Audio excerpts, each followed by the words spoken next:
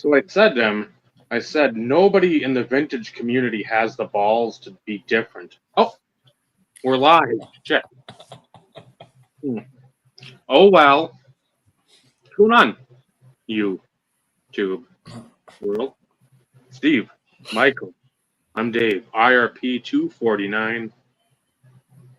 Talk a little tonight about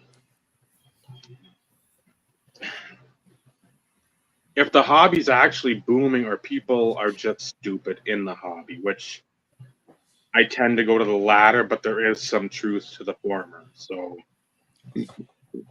but again, if you're paying 6,300 for a Steph Curry kaboom, I don't care what grade it is. That's brain damage. Yes, but on the flip side, Dave, isn't that kind of opposite of what we tell people though? Collect what you like. So if that's what they like and that's what they want to pay, does it really matter? Are they collecting it though? They're collecting it usually to move it within a limited period of time because But how do we know? Here. I watch a lot of videos. I spend too much time watching. I'm aware. You know me. I like to play devil's advocate, Dave. Come on. I know you do. Just to freaking get a rise out of you. Michael, you had something you wanted to chime in here briefly. Oh, I was going to say that a sale over the last week just blew my mind, and that was a 2012 Prism Finite Marshawn Lynch BGS 95101, $45,000. Why? Stupidity. They collect what they like. Yeah. And what they like is crippling debt and boat anchors. Yeah. So the question becomes, like, who was that sold to, or do you know? What's that? Was it eBay Golden? It was sold through eBay on a best offer. It was listed for like 80,000, something stupid like that. And somebody, I'm going to go out on a limb and say it doesn't get paid for, but it's probably going to be a fake comp, so somebody can sell a player slightly better than Marshawn Lynch. Could be, yeah. Because I can see that. I mean, the Clay Matthews for 18,000 PSA 10 was ignorant. Yeah. I mean, that card's worth 10% of that. I think 1,800 would be a fair price for that. Well, it's not 18,000. Too many new people coming into the space and liking more current Prism, going back and trying to, take a taste of like the, first year issue. Only because somebody else told them it was cool. That's the reason. It's not them doing their diligence and like looking at something. It's correct. Hey, Mojo, Card Collector 2, Jeff Wilson. They said it was cool. They said that was the card to get. Then it's like, oh man, I got to go get one of those. I want to get. Again, you can like the player. Maybe Ed's a little wrong, and people like watching games every once. Yeah, there you go. So it actually was paid for. How insane is that? And that's I guess money. I guess, I mean, if you have enough fuck you money, it's good publicity because it got tons of people talking. Well, and that's ultimately what I was going to, get to is the space has grown so much and there's more and more athletes and full-on investors that have buku bucks, celebrities and people that have like an endless supply of money. That, like, some of that's like, and when you have Kevin O'Leary talking about the fact that it is a legit, possible potential asset class that's just barely being scratched. And he equates it to, the aspect of fine art and everything else. You've got more and more people paying attention to some of that. Here's the thing, though. Fine art.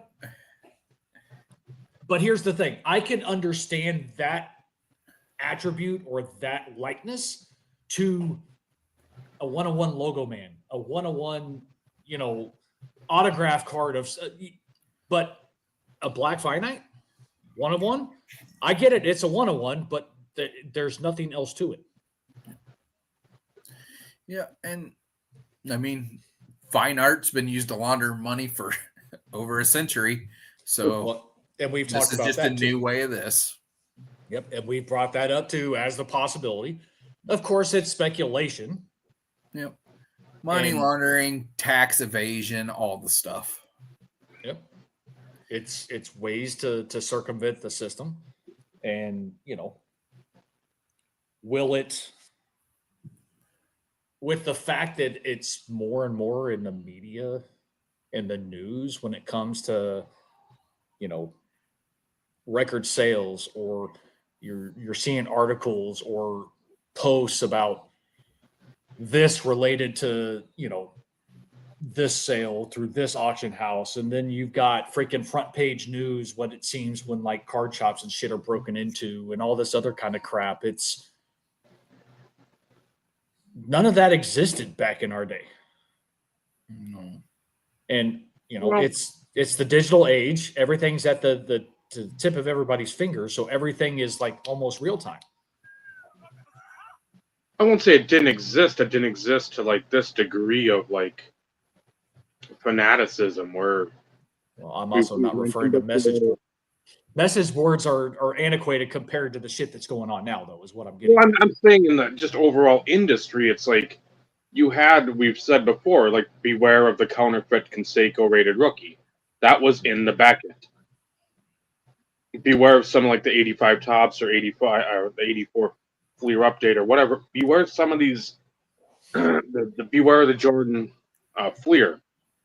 Yep. I mean, there's stuff that was going on, but to the magnitude and like chicanery of present day, where I mean, it's like an overarching trend in like every aspect of life, where it's the old money talks, bullshit walks, and people are trying to fucking just walk around with as many brown bags with dollar signs on them as possible, just to try to get. It doesn't matter how it's done. You see it from the top down throughout the world now. It's like money, money, money. And again, insert Carlos and the $1 Million Man laughing and the theme. That's what it is. It's literally that. Because in everybody's eyes, or at least anybody trying to like clout chase, it's if I make this sale on this or I buy this and I make a record sale. Our good friend Floating Head said he never wanted to make the record sale, but he always does. It props them up in some regard. Yeah, people might be talking negative about them, but guess what? It's the old publicity. Even bad publicity is good publicity. So when they're talking about you, that means you're important, which you're not. But so it's. Well, if it were me, I'm not going to be the one out there telling. Yeah, I'm the one who spent $40-something thousand on a Marshawn Lynch Black 101 finite BGS 9.5. It's like, the same. I'm keeping my mouth shut. It's the same as like winning the lottery. Why the fuck would you come out and like, hey, I won the Powerball $1 billion jack? Why the fuck would you ever say that? No. Well, yeah. If you live in a state in which you can remain anonymous, absolutely do it. Yep. So like, and that's the thing. But like you said, it's clout chasing where these people want to be known in some shape, form, or fashion. And call me crazy, but I'm not looking for that much publicity, because at the end of the day, I don't want a ton of people knowing who the fuck I am. You don't want that attention. I don't. Now, if somehow our show decided to fucking blow up and go into the millions of viewers and everything else, and it started paying our, mortgage and our rent and everything else, then yeah, okay, great. After every other podcast or entertainment or whatever shows are on YouTube, everything else went off, and we were the only. We still wouldn't get that way. That still wouldn't happen. They've been dry. But you get where I'm like, that would be the only way in which it's like, okay, we would accept the responsibility and continue to maintain and do what we have always done. But it's not because we're trying for that. We're not pushing for that. We're not trying to obtain that notoriety. Even in this space, love us, hate us, despise us, whatever, people know us. People know who we are. We found that out 2 years ago. So it's, and again, like I appreciate it. We are who we are. We don't shy away from, throwing out our opinions. But at the end of the day, like, this is who we are. And if you don't like it, fuck off. Obviously, enough people enjoy it. Okay, maybe not enjoy it, but they still like to steal shit from us. That's been going on for years. And we're not the only ones. But it seems, there for a certain stretch of time, every time we turn around, something from a previous show or a couple shows ago ended up somewhere. And it's like, that sounds pretty much word for word. Verbatim of what we just said. Interesting. But, it's, we're in a situation per se where, and we said it before, the lack of originality coming out of a lot of sections of the space, it's constant regurgitation. And even from our perspective, like, we don't always come with a fresh set of eyes or ideas. We rehash the same opinions and the same talking points from time to time, but at least we try and spread it out. Yeah. And it's not because somebody else decided that they wanted to talk about it. Now we're going to talk about it again, even though we talked about it 3 weeks ago. Like, we've slept and moved on. I mean, call me crazy. Yeah, if you're talking about the same thing for a month in a row, are you just beating a dead horse, or no? That's beyond you beating a dead horse. X amount of hours of opinions on a specific thing? Because it's like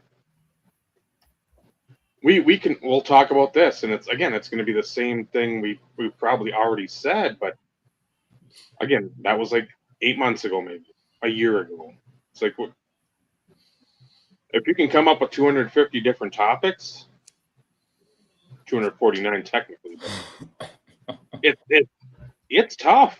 Because you don't want to sit there and have something that's incredibly dull, or there's a lot of stuff. But we're dull, Dave.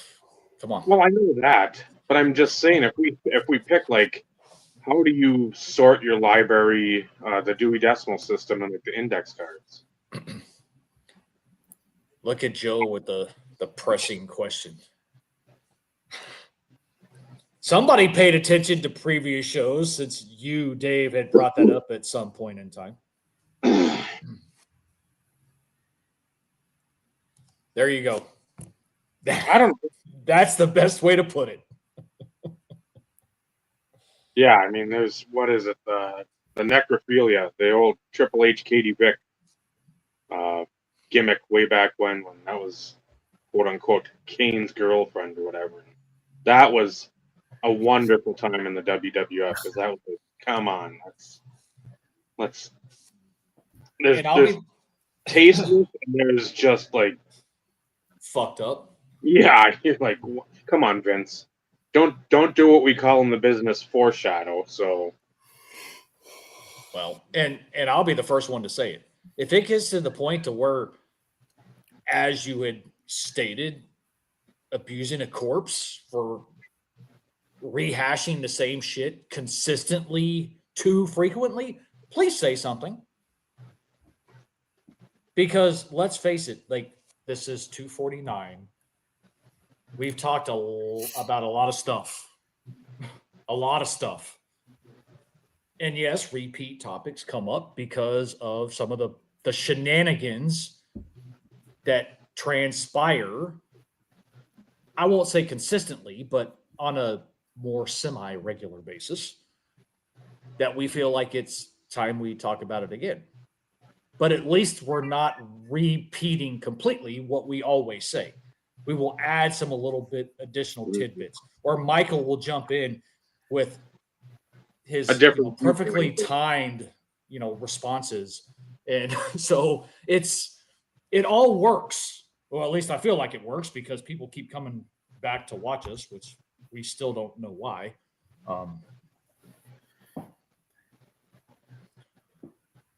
If the topic is topical, Michael's too quiet.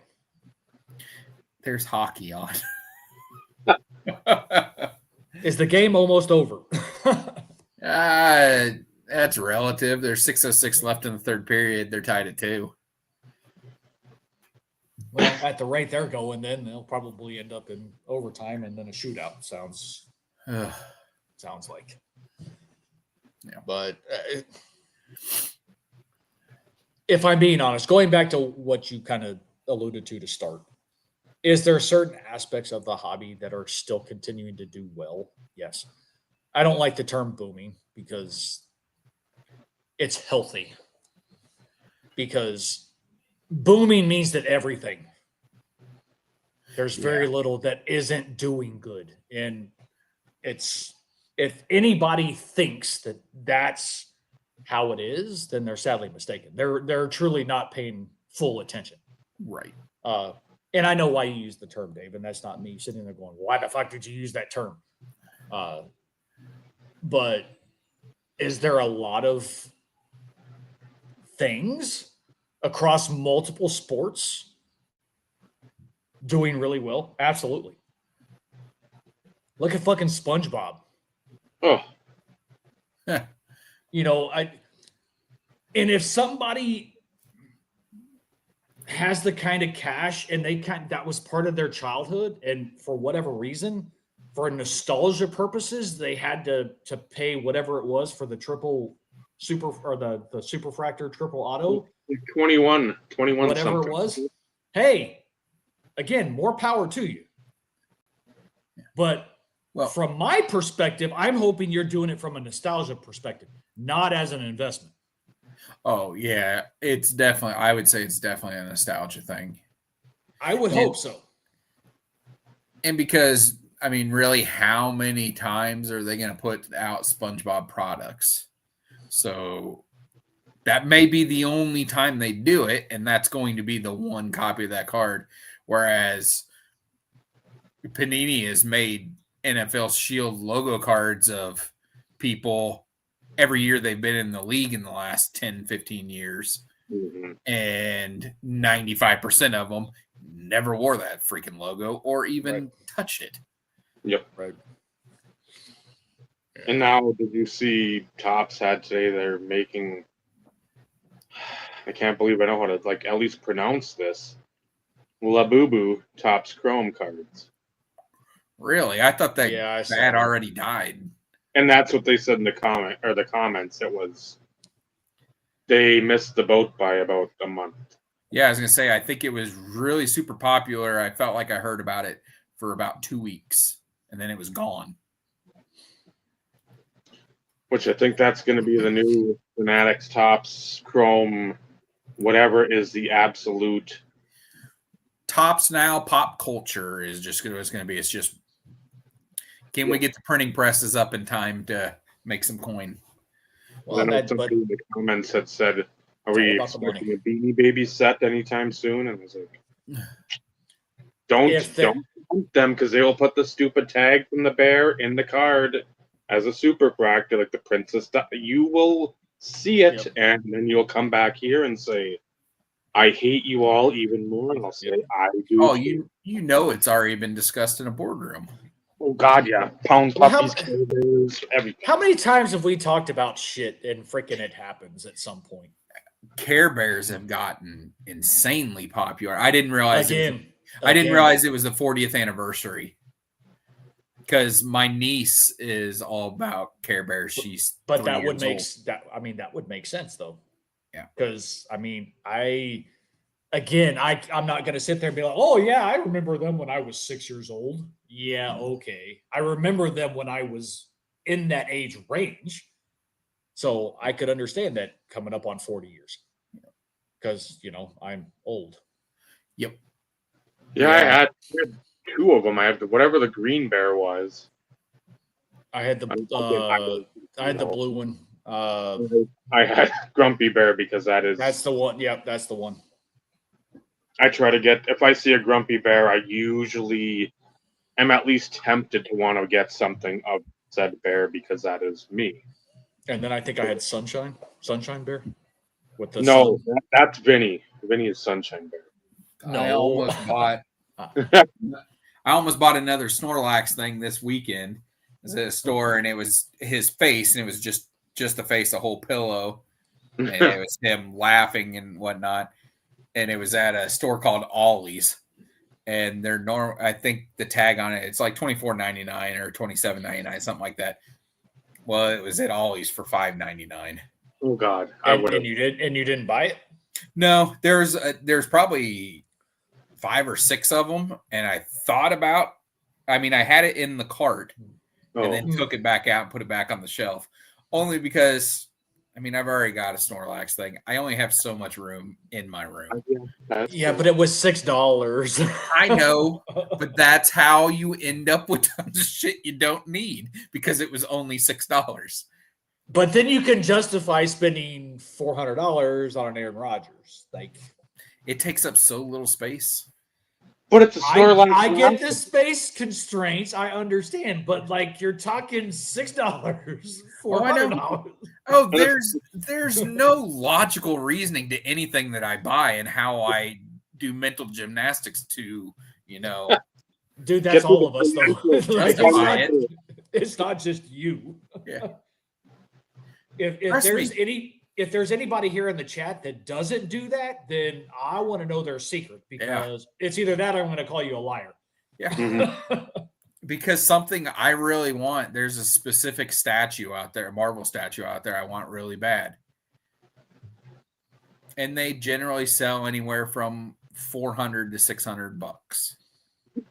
I can't buy one, but I can easily buy a $600 card.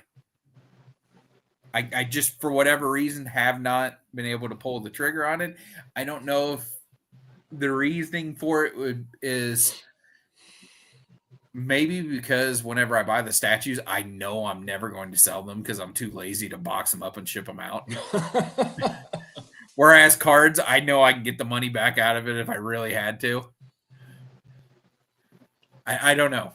I don't know why, but for me, it'd be like if I want to get that statue, I'd be nervous about the shipping to me. Well, if I saw it, like, let's say you go to that card show and you see it there, it's like, oh, I'd bring it home. Well, that's what I mean. It's like it's there. I can visualize it. I see it. I can inspect it. I can touch it. Sense. If I'm doing it on eBay and there isn't every picture under the sun, I'm like, I don't know. I want it. It's like, again, a fine art piece. Well, here's the deal with that. With that specific type of item, the people that collect those, they don't throw away the shipping box or the box it comes in. So they literally ship it to you the same way it was shipped from the manufacturer. Boxes inside of boxes, all the foam, everything like that. Nobody, I shouldn't say nobody, but I would say the vast majority. 90% of the ones that I've looked at and considered buying and putting in, I've put in offers and stuff on eBay. It's people who have the original box and original shipping box. And I've got them all piled up in my closet over there of all the ones I've bought.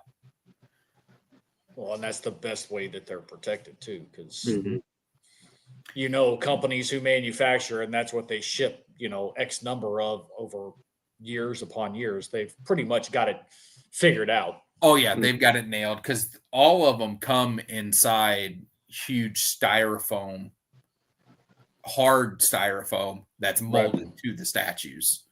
Right. And most of the statues are multiple pieces. Like the figure comes off the base, so they're laying in there. It's not just the whole thing. Gotcha. And the cool thing about those, if you've never had any of these Iron Studio things, is a lot of the times the pieces aren't just like, slip the pieces in and everything. They're magnetic, so you just got to get them close and they just go pop into place. That's cool. Yeah. They're expensive, but the quality, you know why when you own them. Well, what's the saying? You get what you pay for. Correct. Yep. So, because you can buy like Marvel has like diamond collection stuff, like at your Walmart, you'll see statues of Deadpool and stuff like that. And I've got a couple of the diamond collection ones. They're plastic and not the best. Some are resin, but most are plastic, and they're $50. Well, there's a reason why that's $50, and these are $300 and $400. Right. But I'm worried. I'm a little worried because I have 3 of them pre-ordered that I've already, put the deposit down. I'm just waiting for them to be made and manufactured and everything. Some of them were supposed to be done in June that got extended to the last quarter of this year. And I'm worried because Iron Studios is based out of Brazil. Oh, yeah. So I'm wondering if they're like dragging their feet to see if maybe tariffs change. Like they've got them made and they just haven't shipped them to the United States yet to all their retailers and everything just because of the cost. I'm wondering if that's a thing. Right. I hope not. I definitely would cancel all 3 of the ones I have, even though I really want them. I would cancel all 3 of them if it came to the point where I was going to have to pay big, huge fees on them coming in because they're already expensive. Right.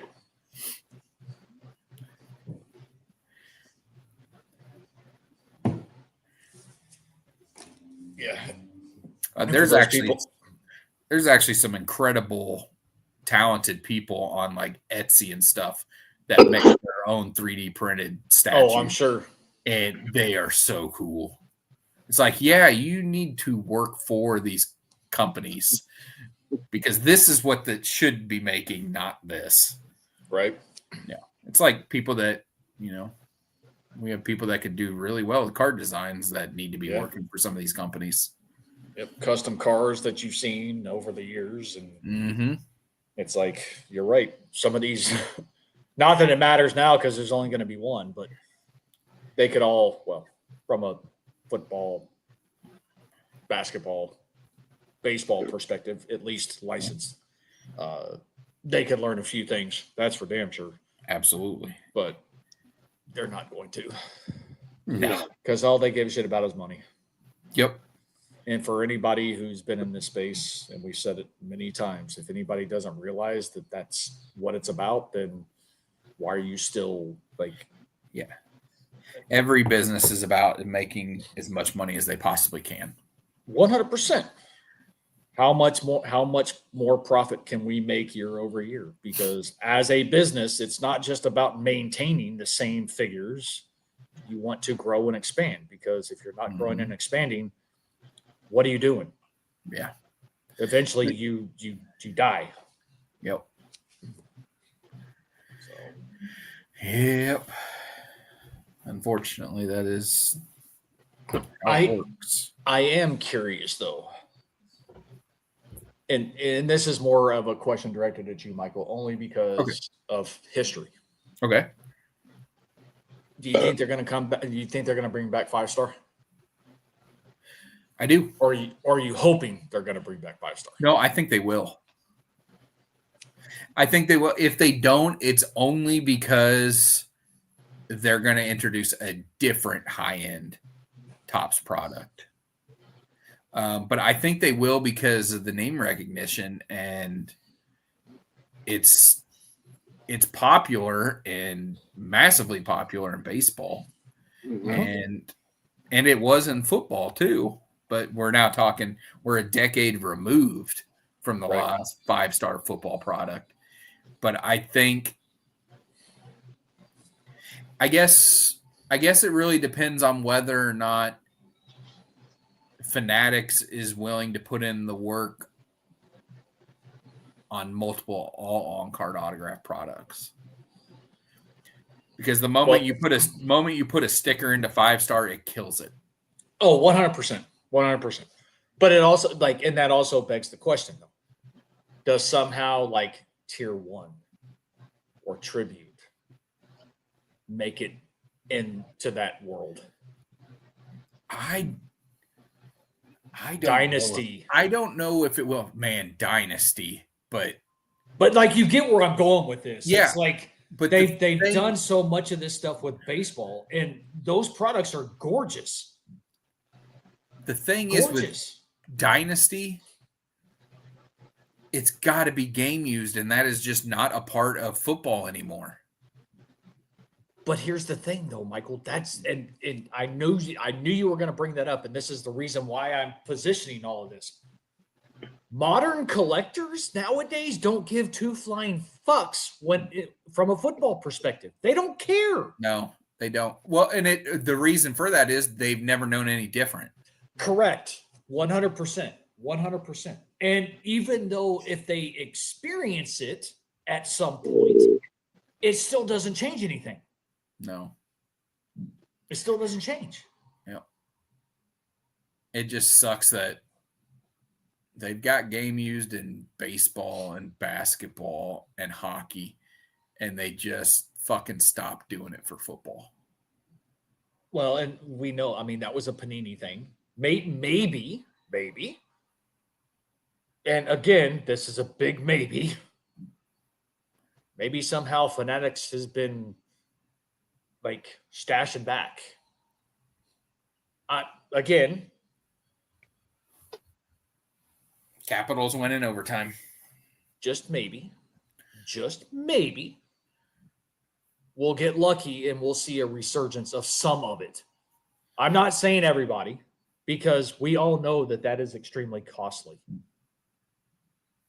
Hearing from, Kramer, even back in the 90s, how costly some of it was. Oh, I'm sure. And just multiply that over, 30 years. I could only imagine the price point of some of that.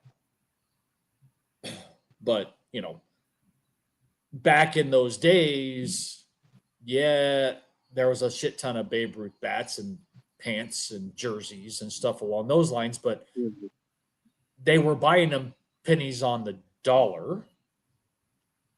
And usually they were in higher end products. So that probably came into their cost basis of, but even then, I think they were just fucking throwing money at shit and hoping stuff stuck. Yeah. In order to continue to push more products later on and everything else. It makes you wonder, like, how profitable some of the manufacturers were during the time of game use stuff, not football, like baseball stuff, when you're talking Gehrig, DiMaggio, Ruth, Mathewson, all of those guys that have, like, been retired for forever. Right. Makes you wonder how much money did they spend on that stuff, and what products stuff was put in. Was it over multiple years of products? Was it just a couple products that, and see, like, this is what you spent on just the game used memorabilia. Right. And how much did you actually make selling the product that said product was in? Well, it makes you wonder. For sure. But the thing, they definitely use the same in baseball, the same bats and jerseys and pants. They could extend those over multiple products, multiple years. just because the swatches are so small. Mhm. So they could make it last. So if you, and also, I mean, back in that time, collecting game used memorabilia was such a niche thing that you could go to these auctions and buy that stuff cheap, not cheap. Pennies on the dollar. Not cheap in our dollars. Yeah, but still in pennies them. on the dollar.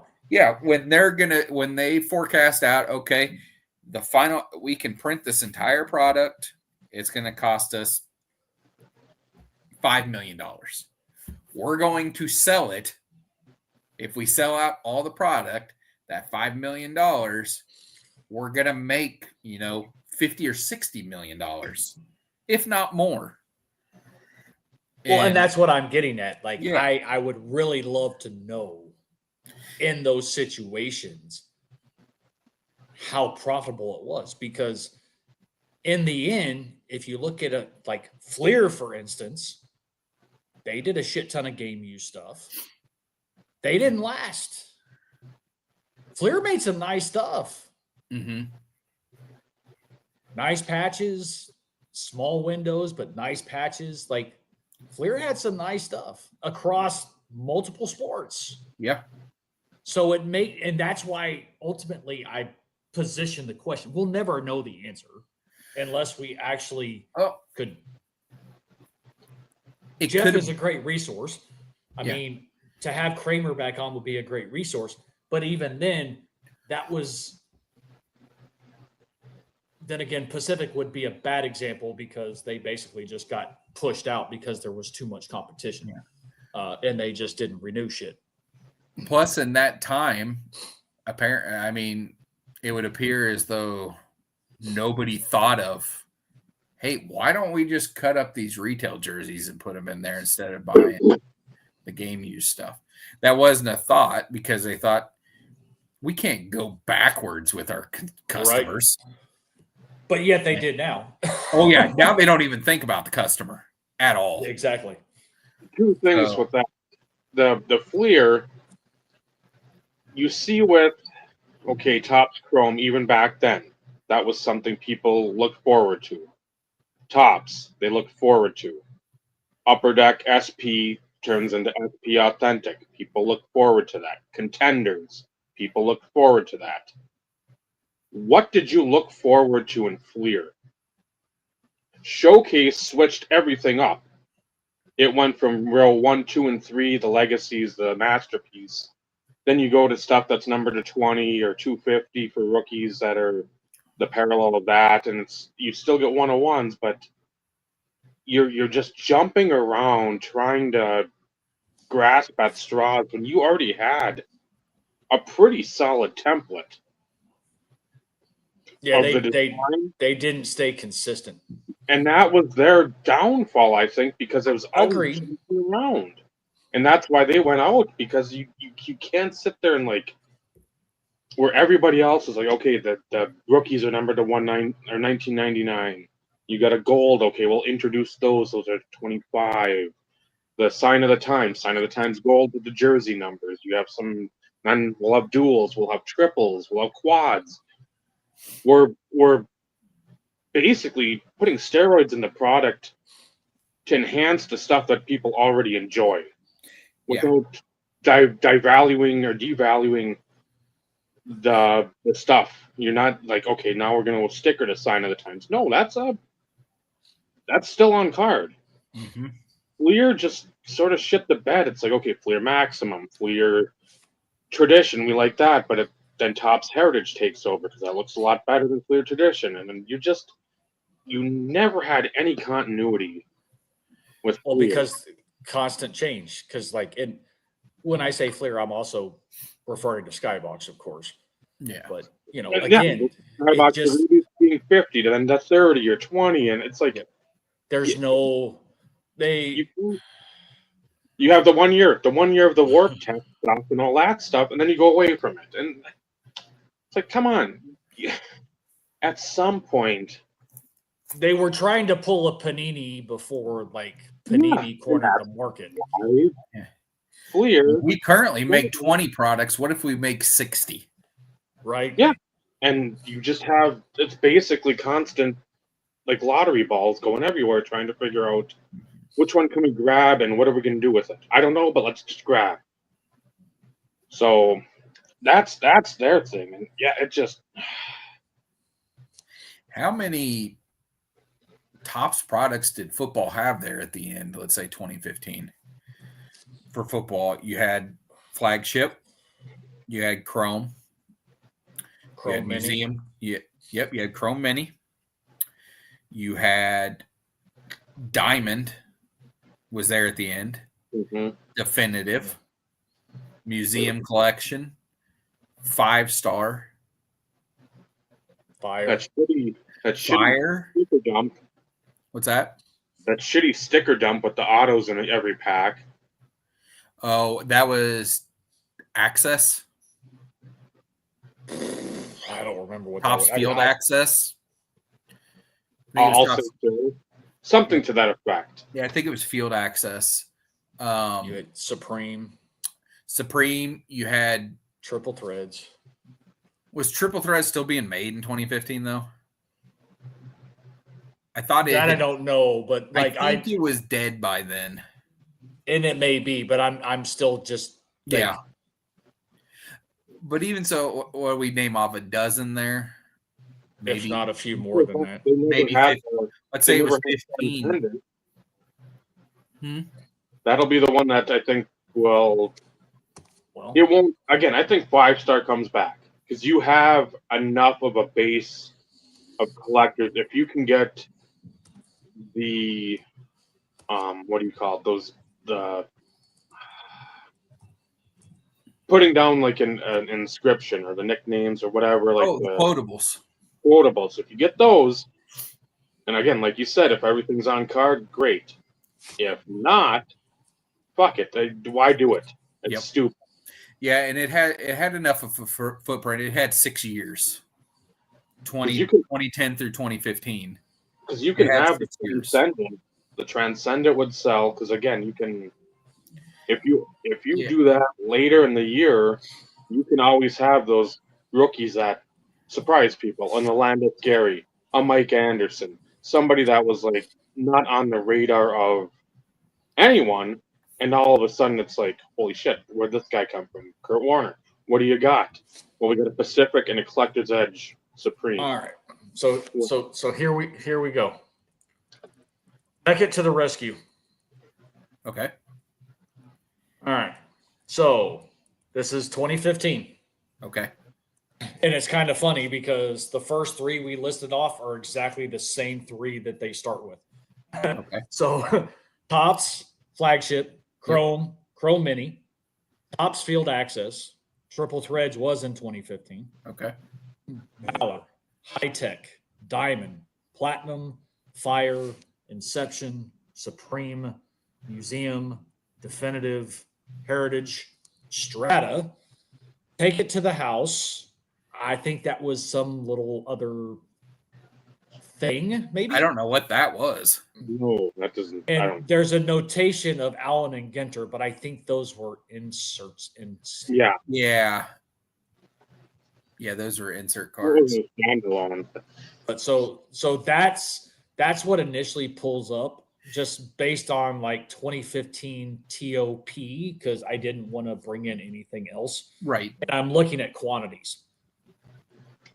I wonder that what was it? Was that called Take It to the House? Is that what you said it was? Take It to the House. I'm going to see what this. I wonder if actually is. maybe that was that weird product that they issued. It was acetate, but all the logos were airbrushed out. Do you remember that product at all? Well, this has actually got pictures. Yeah, there was a weird. This has got logos.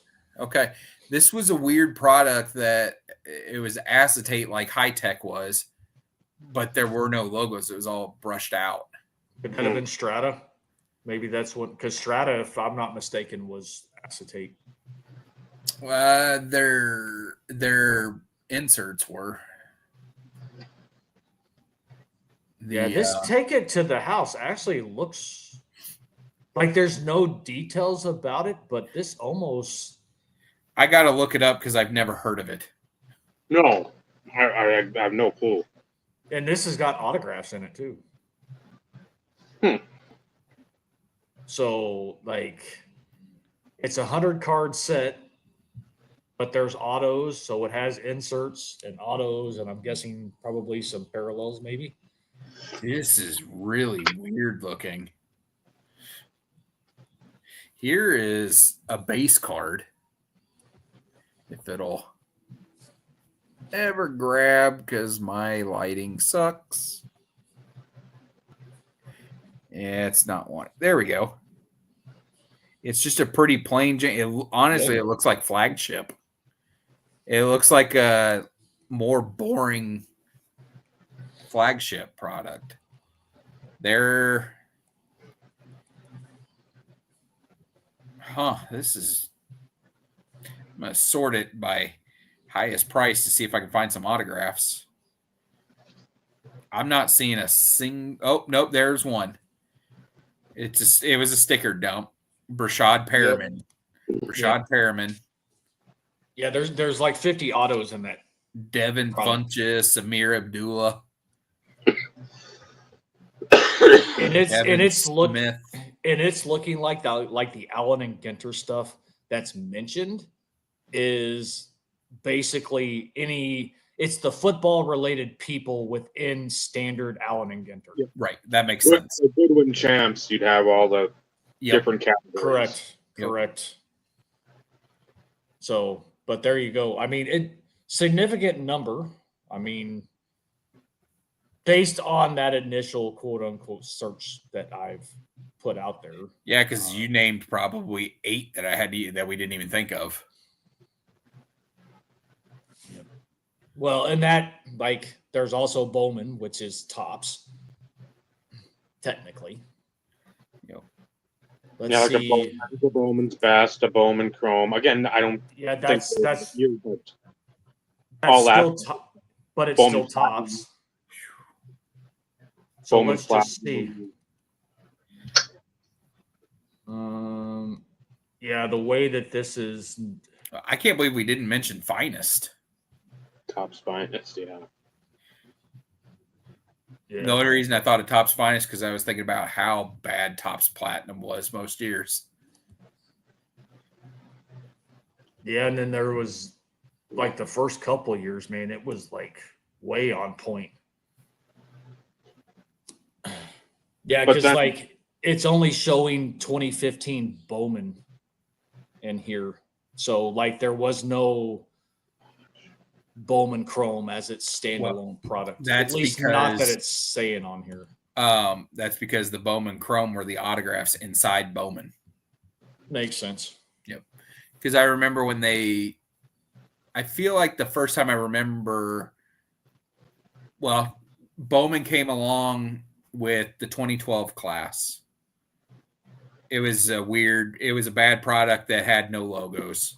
You had Andrew Luck and you had those guys in it, but almost positive they didn't have logos. And then 2013, 2013, they had Bowman jumbo packs. It was like 25 cards in a pack, but the autographs in there were on card. And they were the rookies, but the rookies were in airbrush college uniforms because they got those cards signed before the draft in order to get them in the product. Whereas the base rookie cards and everything in there, they would have them in their college uniform, but they would have the team logo of who drafted them. The autographs just said RC and maybe had the NFL logo on them. I liked that product just because they had the redemptions of certain players where you could get them. The redemption autographs would come in and it was in their NFL uniforms. Because I had an Eddie Lacy, and at the time, worth a lot of money. People really want them because they were extremely hard to find. And I remember, I think that I actually had it, and I think I sent it in with Ryan for grading at one point. They were stupid hard to find.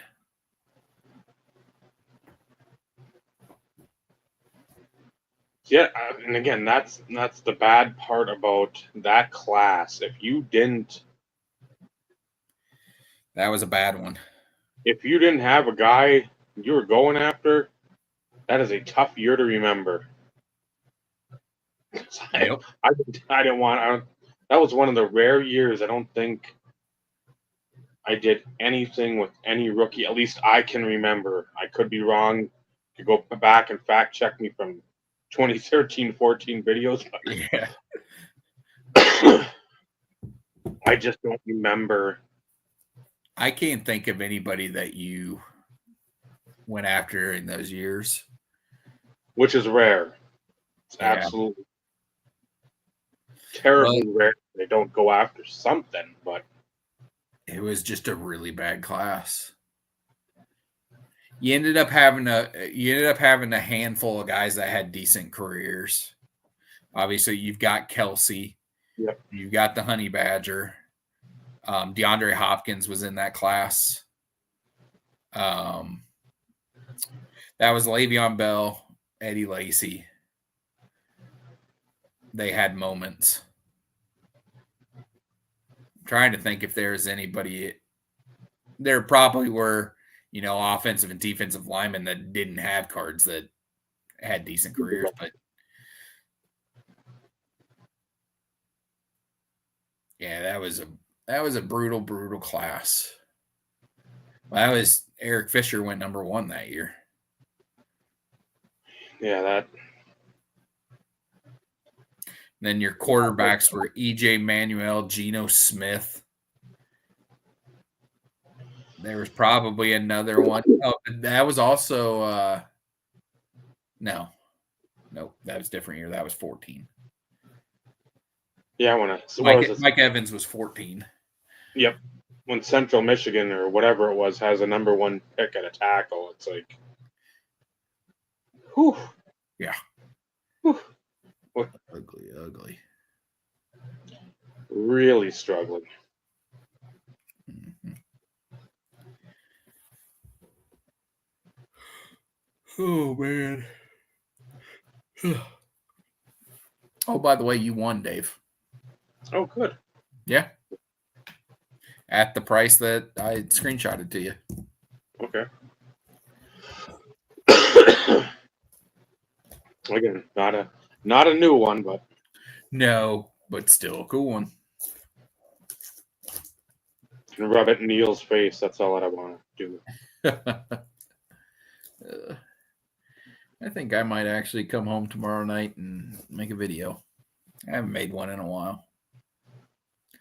I was telling, I don't know if I showed you. I think I showed Steve while we were on with Jeff the other night, and we were talking about Pinnacle Inside and everything. Yep. While we were having that conversation, I went on eBay. No. Yes. And I found somebody that had 3 cans still sealed. It was the regular Favre, it was the MVP Favre, and then a can I didn't know existed. It was an Ice Bowl card or Ice Bowl picture on the can. And it's awesome because it's, Bart Starr laying face down in the end zone on the sneak that won the championship. I got all 3 of those cans still sealed for $14 plus shipping. I was like, yeah, that's a great way to spend $26. Well, that's the thing. A lot of that stuff, it's like, oh man, you're spending. Somebody say, oh, it's foolish. I mean, the best card you can get out of there is an X amount of time. You know what? I'm not opening them. Yeah, A, that, and then B, it's nostalgia. It's something cool that you're not going to see again. As Jeff had mentioned, he's mentioned, I think, a couple times, because I showed them, I think one of the first times he was on, because I had the Ripken one still down here. I don't know. I've put a lot of stuff in boxes trying to clean up. Mm-hmm. But I showed that, and he said, there it is. And that was one of the the old, I think I'm on a Monday night auction on Facebook. But it's like, no, that packaging's stupid. Again, he's admitted it. It's not like we're throwing him under the bus. It's like dealers are bitching like you can't fucking do anything with it. And then you don't have a fucking pair of can opener, like a can opener there. Right. So it's like nobody's It's not carrying around, practical. like it's like not a Leatherman or a fucking Bowie knife or something, or a Bowie knife on your Yeah. belt buckle. But it's something, again, if you're part of the hobby at that time, that's cool. Yep. If you just came in the last 5-10 years, you're like, that's stupid. Like, exactly. Yeah. It's stupid regardless, but at that time it was cool. Yep. Those, and I love I didn't do it. I have them for football, but I had the Donruss preferred 10s for baseball. I loved those. Still have down.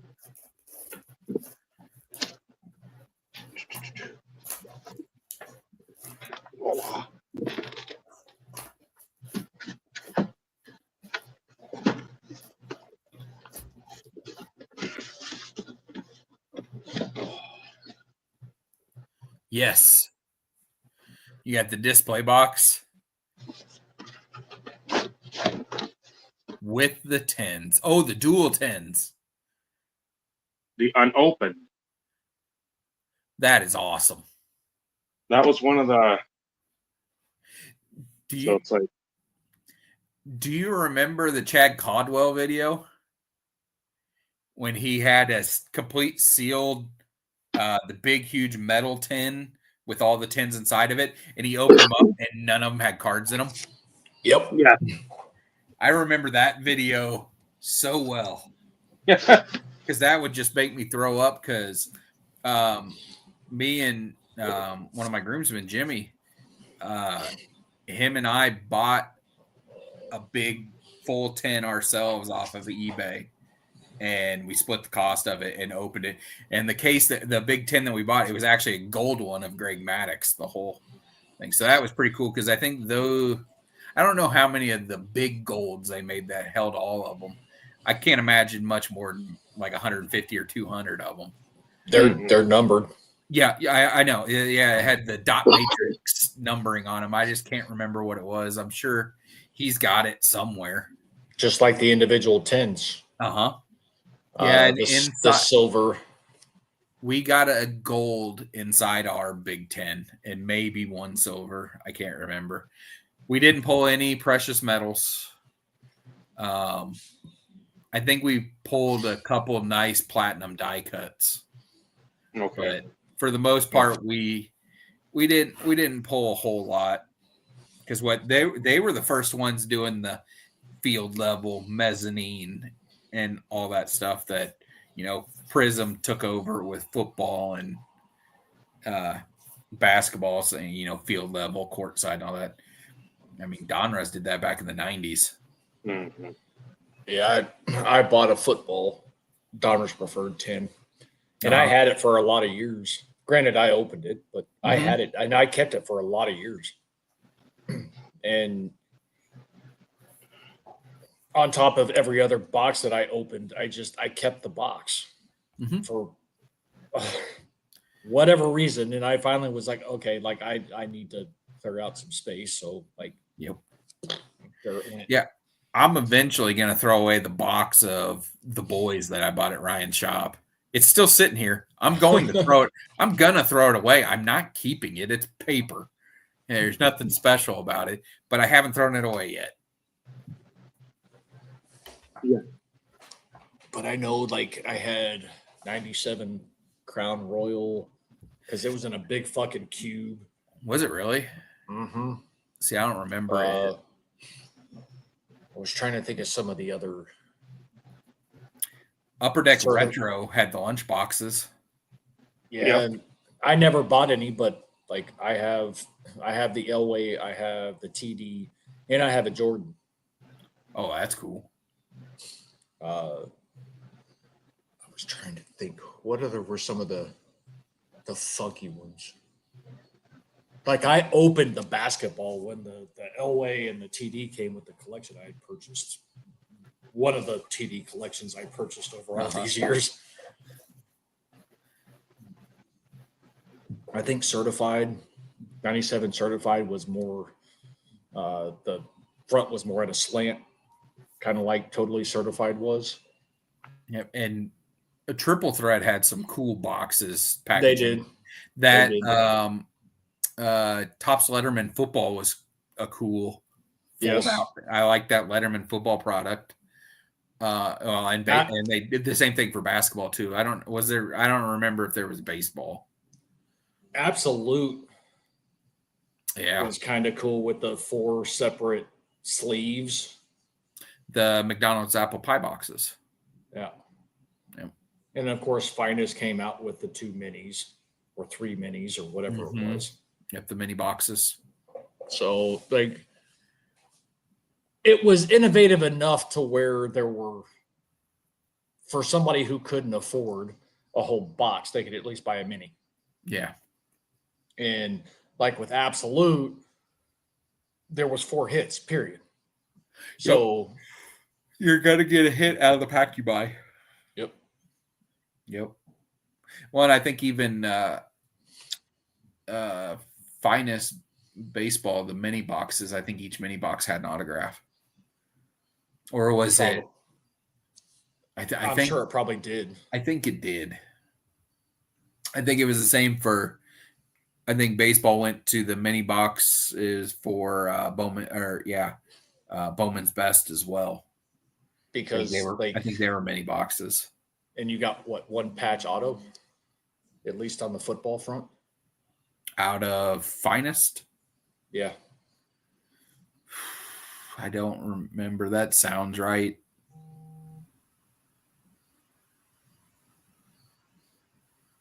I was trying to remember. I think there was like 3 hits, 2 autos, or 1 auto and a jersey in the 1 patch auto. Yeah. That seems low. I figured that would have sold a lot higher.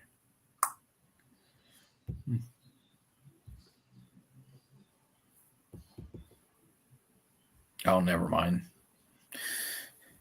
I was watching a Derek Jeter auction.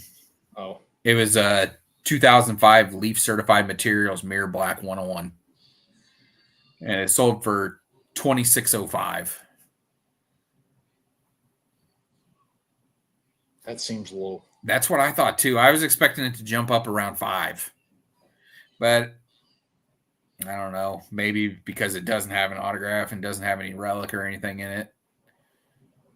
But man, that seems low to me. Especially for a card that probably hasn't surfaced in since 05. It probably hasn't surfaced, but maybe once or twice. Right. Yeah, and that again, is it booming in certain aspects? Yes. Others, it's still like there's still a ton of money to be made if you've got the right means and the right cards at the right time. Correct. And it's a combination of all of that. Yep. So you can have a significant 1 of 1, but there's a right time and a wrong time, and it also is dependent on who you allow sell it. Yeah, if I had all my finites and superfractors right now and went to sell them, I could pay off my house. Yeah. Because that's just the way the market is right now. Yep. Oh, Rookie sensations right there. Yep, I remember those. I remember when he was all about that, because for a while, like, Dave was all he could talk about was rookie sensations. Yeah. But it was because it was right there on the front of his mind, and like. Now, was the Mike Piazza in that, or was that in an update? Was it a Fleer update? And then update, Fleer update. Okay, the Fleer update, like that 92 Fleer that you just showed. There's Fleer update. Okay.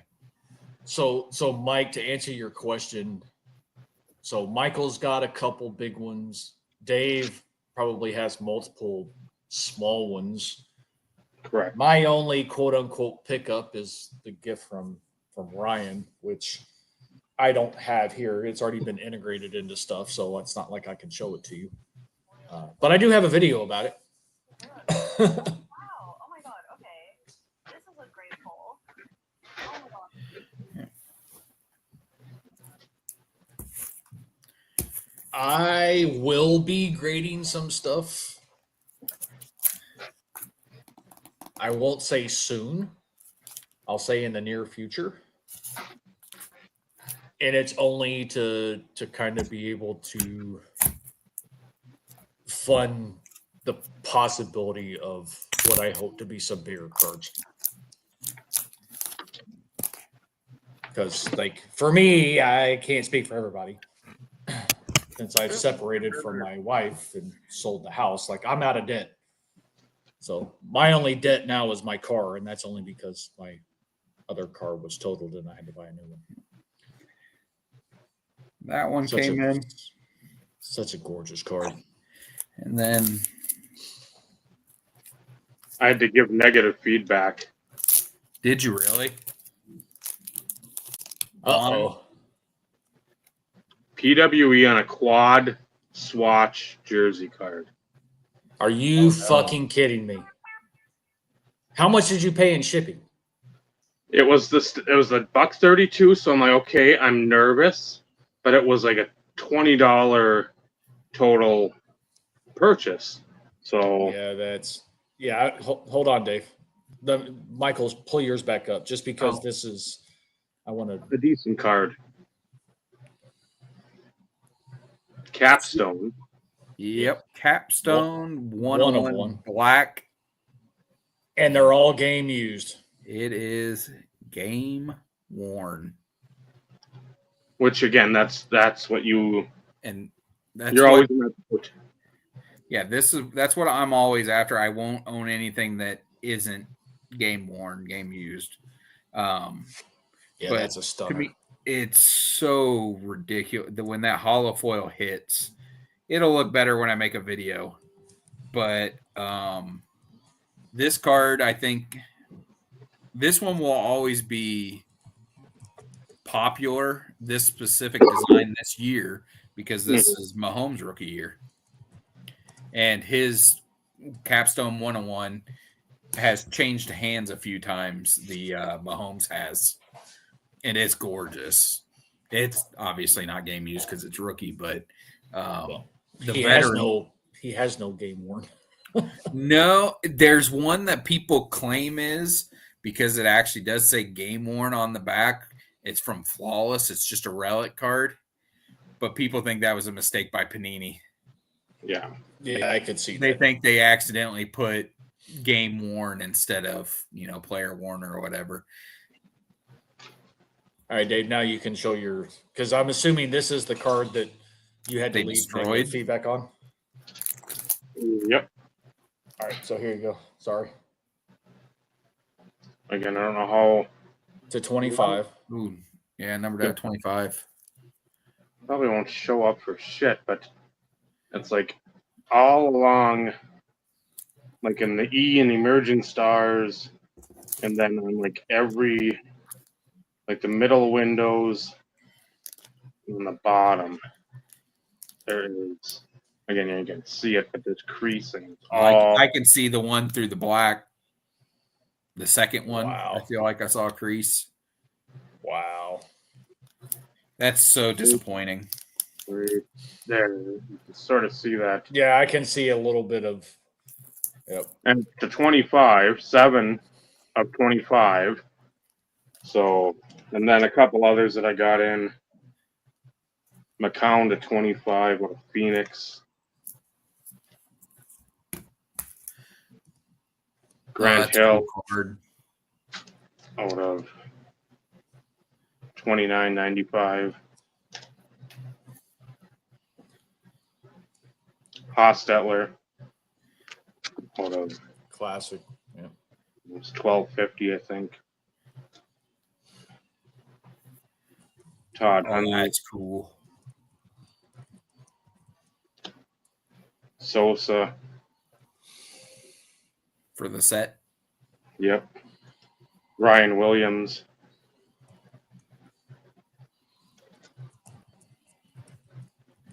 A-Rod. Oh, that's cool. Those were not easy to pull. No, one in every 73, and then another one for that. Seems like I'm going for the set. I don't think I am, but we'll see. The Warp Tech, Yeah, Shea Shea. Hillenbrand. Shea Hillenbrand. And Tyrone, I've still got your package here. I got to do a video on that as well. I did get some mail today, but oh my god. Yeah, that Johnson. I'm like, that's the one time I think. No, I'll take that back. At least I've done it one or two other times with the eBay feature when you can leave feedback and you can take the picture. Yes. I did that. I said, Good. I think you should give up being a seller on eBay when you put a thick quad jersey card in a PWE. You have no idea what you're doing in this hobby. Please leave it immediately. I will never spend money on you again. Yep. I'm like, that is fucking ridiculous. Well, unfortunately, Dave, you got what you paid for. Oh yeah. Yeah, unfortunately. And that's not me being a dick. It's. Oh, I knew full. I saw it. And I'm like, You took a chance. You took a chance. Understandably so, but even then, it's still a crock of shit that somebody would even think that should be the shipping option that you would only have available for something like that. I mean, Yeah. Give me a fucking break. Yep. But people are stupid, and we all know Incredibly people stupid. Yep, and you can't fix stupid. I think it's not. It has no bearing on the reason why I've limited, my purchases. If I'm being honest, and Vinny, if you're watching, don't take this the wrong way. But since you have a tendency to sometimes go off the deep end when it comes to buying shit for people, I would really hate to buy some things and run the risk of potentially you. Ooh, I've Essence of already the bought them. Game. Those are beautiful. They are. that is another set that I'm gonna. If you like Skylines, but do not like Skylines pricing because it's Pricing? absolutely ridiculous. They are insane. This is a nice little side quest. And again, a lot of the same players. So Yep. there's your hobby hint for the night, free of charge. So go bid those up on me. If you squint real hard, they look like the same set. It They cost a lot less. These are what, vertical, the others are horizontal. Yep. And I mean a little different background, but Well, close your eyes and just turn the card and here's landscape and visualize. that. Maddox. Yeah, that's Maddox. Those So are beauties. that was $3.50. I'll take that. That's great. Acetate, fun rainbow foil. I will have a nice Greg Maddox card in my PC at some point. Why would you not? Because you go after certain superstars. I'll call them superstars. They He are was. Hall of Famers. Yeah. But And grew up watching the Braves on TV, even though they weren't my team. They were who I got to see the most of. Say them and the Cubs. We've talked about that. They were everybody's team. That Yep. you knew them, if nothing else. Exactly. I remember the very first Royals game I ever got to go to. Just to put in perspective, it was a division game against the Brewers. Yep. And it was awesome because we had tickets down the left field line, and Gary Sheffield was there. He was out there warming up, and it was cool to see him. I couldn't even name a player that was on the Royals at that time.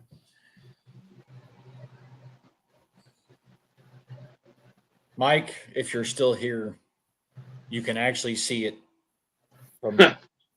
from his mouth, from his lips, not just from from what I've said.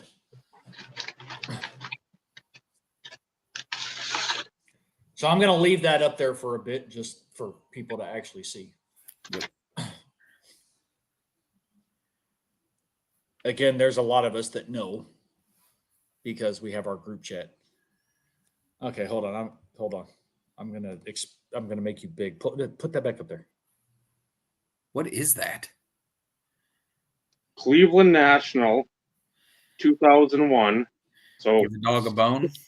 Cornroll Robinson. Again, this is June 26th through July 1st. Let it sink in. Okay. And Yeah, then but what's the actual like insert? I think it's just that. It's the dog pound. Yeah. I think there's a brown on one side and then it's like the rookie on the other. Are 'Cause I there think are it's there probably gonna are there multiple in like a set, or is that like the Oh, only? here. 2001 Pacific Brown Okay. Royale. Did you just say Brown Royale? I heard that. You won't see it, but it is up in the again. This is what happens when you use a phone and you're Amish and you collect vintage items. It does say like again, if you know like, it doesn't always work with like freaking my It laptop. says Brown Royale around the number. Yep. Okay. Like Pacific would have it. So again, I was today years old when I found that out. Oh. But yeah, it's again numbered whatever it's numbered to there, 1,000. Yeah, 995 or 1,000. And again, I know that's kind of cool. It's really I cool. What year national was that? 01. So yeah, 22nd annual national, Cleveland, Ohio, June 26th through July 1st, 2001. And again, I've seen a few of these over the years. Every time I see one, if it's like a couple bucks, I pick it up because I know probably most of these things have entered either a wastebasket in this form, or somebody had to wipe their ass and then it entered a wastebasket in. It was on the floor of the convention center where that was being held. I'm sure. So yeah, I mean, that's the newest card I got, a 2001 That's Pacific. pretty sweet. So 96 golden prospects or golden what the fuck? Yeah, golden prospects. Steve Cox. The incorrect spelling. The COX. And then the Clark. Again, the Clark, the two of them. So pretty. It was, I don't know, 2-3 weeks ago, the seller had them for like $9.99 or best offer. I offered $7.50. Free shipping. Declined. They dropped the price to $5.50. And I'm like, okay, I'll just buy it then. I'll save $2, whatever. I'm not opposed to saving money, so Yeah. I know I've foolishly spent enough over the years, so if I can save a couple bucks in my mind. They realized they were rude to the one person that was going to buy them. Right. So Mike, if you can remember, I did kind of say that I would. We talk to him still frequently, but I did make mention to him specifically that you had been asking about him. So, not that I was expecting him to come on here and type anything, but I at least did let him know that there are people outside of the group chat that have been consistently asking and wanting to make sure that you're good. So, and of course, Rick piping in with the seconding Mike's statement. At least I'm assuming that's what you're seconding there, Rick. But I think he's seconding this. Okay. no, I doubt that. You too, Brian. Take care, man. Take it easy, Brian. So, yeah. So what else we got on the docket? We touched on the whole booming aspect. I mean, we could still go down a rabbit hole if we really wanted to on that concept. Since the group chat was very demanding, I'm not going to go with what Joe wanted to, not Joe, Paul wanted to talk about. I didn't even look at that link, but I know I saw. And again, it's the worst gummy bear, so I don't really give a shit. They should be Well, sold. so like, I like them on occasion, but again, like you, I prefer the Albanese. You go with Haribo because they're cheaper.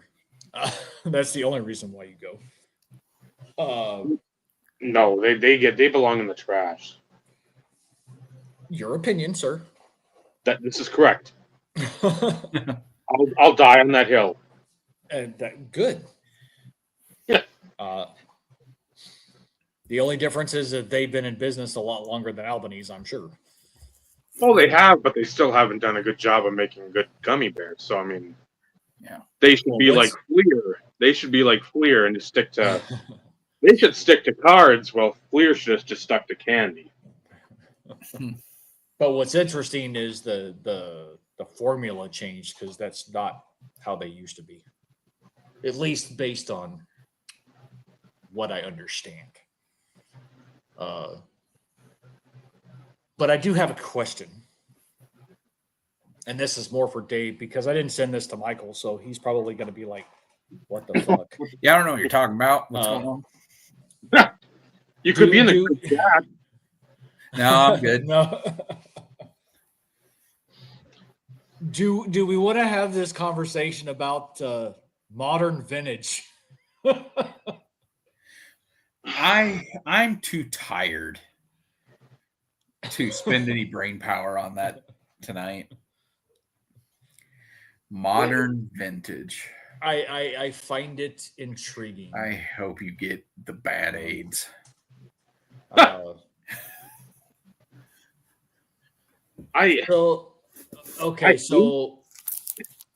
I'm going to answer Mike's question real quick, and then I'm going to touch on something briefly about that, and we can have that conversation in another show. I just at least wanted to say it because it's almost like an oxymoron, but not almost. The only reason why I say almost is because of the individual that used it. So there needs to be some context, which I'll touch on here in a moment. And again, like maybe we talk about it in more in depth next week. So Mike, like Broncos, yes, but like I'm a TD guy. So like 99% of anything that you will see me make videos on is going to be Terrell Davis related, just because that's my main focus. So, but yes, Broncos are, I'll call it a second choice. That's a bad use of the phrase because since TD is a Bronco, it's kind of like they kind of go hand in hand. So Broncos are technically still the first choice. I do collect University of Texas football players drafted in the NFL. Doesn't matter what team, preferably in their college uniform though, not their NFL uniform. Doesn't mean that I don't have any. And then I'm also like I'm a set guy and I'm also a rookie guy. So and the rookie guy, the rookie guy encompasses most sports. Most of my rookies are football, but I have baseball sets. I have baseball rookies. I have some basketball rookies and basketball sets, stuff along those lines. I'm trying to build the Prism Monopoly and the Prism WNBA sets, which also have rookies, of course. But that's me. Michael, Dave, whoever was, because like Dave, you could spend 30 minutes on yours. Yeah. Yeah. Other than Packers, I like to collect Hall of Famers and Legends autographs from other sports. Typically, I try to keep it to one nice card of, each player that I want so that I don't just go off buying all kinds of stuff. I've got Hank Aaron. I've got Ken Griffey Jr. I actually do have a couple Lawrence Taylors, Kevin Green, Jack Lambert, those type of guys. Defensive legends are my favorite when it comes to football. So that's what I like to buy because that's my favorite part of the game. And fortunately, they typically tend to be cheaper than the offensive side of the ball. And then I also have pop culture autographs as well. I like that stuff. My Mel Gibson Braveheart auto is one of my favorites, and I've only owned it for, a couple months. A month? Yep. Yeah, I haven't owned it very long, and it's one of my favorite cards. That's a killer. And then I've got John Bernthal Punisher autograph from Marvel. I got the Carl Urban that I pulled from the boys. Yeah. That's as far as cards. And then outside of cards, I do memorabilia and I do Marvel Iron Studio statues. Which those are cool because I don't know which one I saw when I was there, but you had the one. I don't know if it's Captain. That was Captain America. Again, I get all those things mixed up because I am not a DC I don't. You can. Yeah. Whatever's whatever. It's well, Droopy Dog and the Purple Pumpernickel. Those would be the ones I'd collect. I don't know what. I should just say Iron Studios statues because I do have DC. I have some DC ones. I've got a Batman. I've got a Joker. I've got a Superman. Typically, when it comes to those, I like. Well, I shouldn't say typically. All three of those DC ones are movie characters. So it's the Heath Ledger Joker, it's the Ben Affleck Batman, and it's why am I blanking on Superman? Christopher Reeve. Not Christopher Reeve. How am I blanking on the super famous dude? Warhammer 40,000 guy.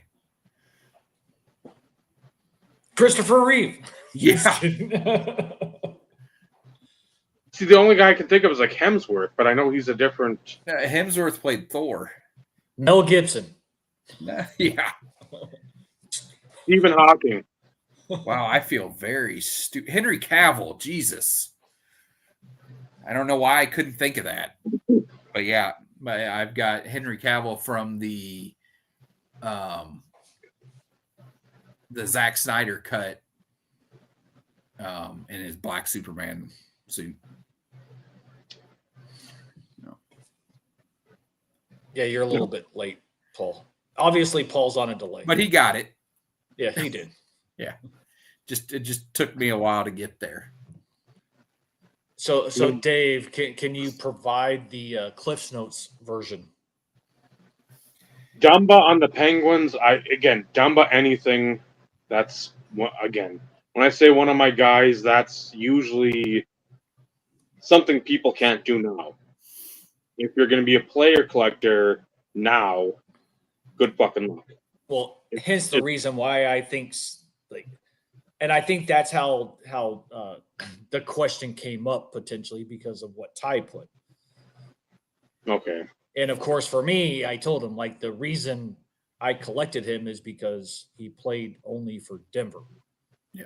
It's the same with Michael. Like he couldn't do anything Clay related when he went to the Rams. No, like Rodgers it just didn't with seem the Jets right. or the Steelers. Yeah, it just doesn't seem right because like you start collecting a player because of the team that they played for. Typically, yes. Correct. Like Dave, as he's explaining, when he says he's my guy, it doesn't matter. Yeah. For him. So. Yeah, once I've dug my financial grave with a player, it's tough for me to even consider, like, who's going to want that besides, like, a family member or the player themselves. And thankfully for me, nobody I fucking collect wants to be on social media except, like, Mike Sims Walker and Abreu. and they don't do much of anything. They're not like, oh, I'm going to buy my cards at a show. Where you got a lot of these guys nowadays do. But yeah, Johnson, McCown. Dave has the only a mother could love collection. Pretty much. Jay Samaro. That was the one that popped in my head. I got still a truckload of Agnews. Bilal Powell. Andre North Caldwell. Mike Sims Walker, Kerry Collins, Bobby Abreu. A lot of that type stuff that I'm working on, and it's out. If you go back to even like my first 5 videos, and this isn't encompassing like a whole quote unquote collecting career, it's all the same shit. It literally is the same stuff. Oddball inserts, cool looking inserts, Josh McCown, Northcutt Collins. Again, just stuff. It's always stuff in the right price. Derek Lee, I love Derek, but it's Derek Lee and the Marlins. And like Steve, playing days Marlins. I don't want any of this. I'll get it if it's, again, price is right. A lot of like, if I can find, I know I don't know where they're at in some folder somewhere, but I got all those specific, those brochure, what do you call it? Like sell sheets, basically. I got a bunch of that stuff. I love that stuff because it's, there's not a lot of that around. That because people, it's 2003. I don't need the 99 whatever.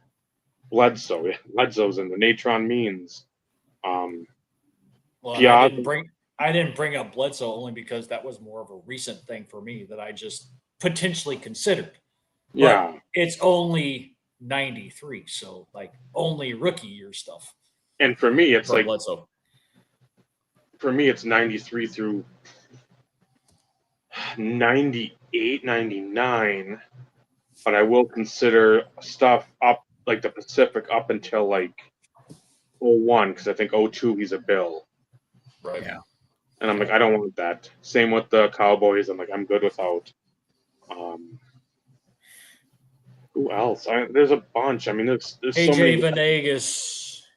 Tony Zitch, Walter Reyes, Gino Gaduli. Andre Caldwell, which you still haven't said, even though I've said it 3 times now. Andre Caldwell, Jerome Simpson. I got those guys stacked somewhere. ASJ. Did you say ASJ? Yeah, Austin Safarian Jenkins. I got his shit somewhere. That was another one. Randy Moss patches. I've got a bunch of those. Now those are awesome. A lot of Hall of Fame stuff that I don't. Yeah, not Shadir. Like Sharif Abdul Rahim.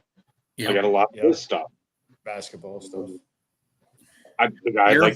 Your Hall of Fame patches and autographs and stuff is some of the most impressive of anybody's.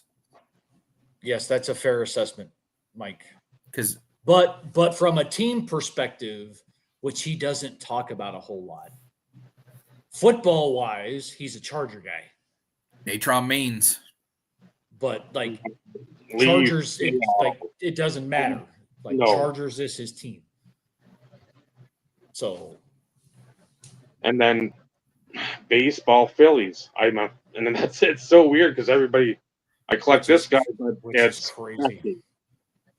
I love Marlins patches, the old Marlins patches. Ugla, Preston Wilson, Annabelle Sanchez, Scott Olson, Jeremy Hermida, Josh Willie Dilly Ding Dong. What the fuck? Dontrell Willis. Dontrell. Josh Beckett. I mean, that era of when you're just constantly recycling the players and turning them into prospects. Mike Lowell. I loved it. Piazza and Pudge were on those teams there one time. I love the Piazza, the Leaf Rookies and Stars, and there's, like we've talked about before, there's like a 98 Ultra insert.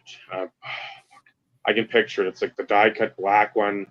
So you got like the holographic shimmer, the foil. I don't Immortal Legends, Immaculate Immortal, something of that ilk. But it's with the Marlins. There isn't a lot of Marlins stuff because he's basically traded on a Saturday night and then like traded on a Friday. to New York. Yep. So there's it's basically, and I've said this, it's my players and anything that catches my eye at a nice price point. There's never I'll buy a Ben Grieve jersey card, a patch. I'll do this. I'll do. I don't. Somebody says that's a dumb purchase. Again, I've got. Whatever. We say it all the time to you, but it's all in love. Yeah. 1,700 videos. 1,700 videos. I don't know how many are actual card, but you look on there. Other than the Lombardi cut auto, and again, Well, there's like the Green Lane autos and some like the Bolitnikov, the Jim Auto, Ripken. all the stuff that I bought from the purchase or the sale from the stuff to Siakam. Mostly with for the- those. Josh. Yeah, Josh. Yep. Damn it. I like you. I was like, damn. It's like brain fart. I can't remember. BB Express. When I sold to him, it's like a lot of that stuff, the Elite Auto, Ripken, the Luongo, Broder Dual Auto. I don't know if it's passing a torch or what the hell it is out of the 97.8 Elite. It's not very many. I think there's only one of those, but there's some other ones that I'm shocked at the view count. I truly am. But aren't they shorts though? Oh, but that's the thing. I didn't upload it at the time as a short. It's just a video. I said whatever, and then all of a sudden I showed you that 10,000 views on the one. I'm like, Yeah. Flatulence, man. Obviously, people have a tendency to, because there's the. and I'm one of them. Well, The fart, like the one guy covering up his fart. How to cover up a fart, and he got kids in school. And he's like, "I'm going to cover up a fart," and he goes, and then Yeah.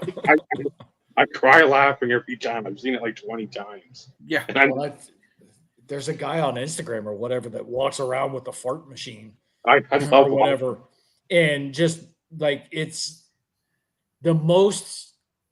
I can't say awkward because, like, typically the fart machines, they're fairly consistent, like with the noises. This one goes from like just hard ripping ass to like the juicy, like, oh my bubble. God, did you like shit He's a yourself? connoisseur. Yes. Yep. So yeah, that stuff, it's always fun, but yeah, collecting wise, I don't know. All right, Dave, I'll take the first part. So Dave and I met through Blog TV. So all of this live streaming for I'd say us, through YouTube. it's through YouTube, but like the bond grew because of blog, because the ability to just chat with an individual. Yeah. But so back early on, Blog TV was the streaming app that we all use from a card collecting space perspective. Yes, we had YouTube. So like we all made videos, or some of us did make videos, but would show up on Blog TV type situation. And like we chit chat. Sometimes it was cards, sometimes it wasn't. Like there were plenty of opportunities to where we just sat there and bullshit. Mhm. Also back then, YouTube, you could private message. Yeah.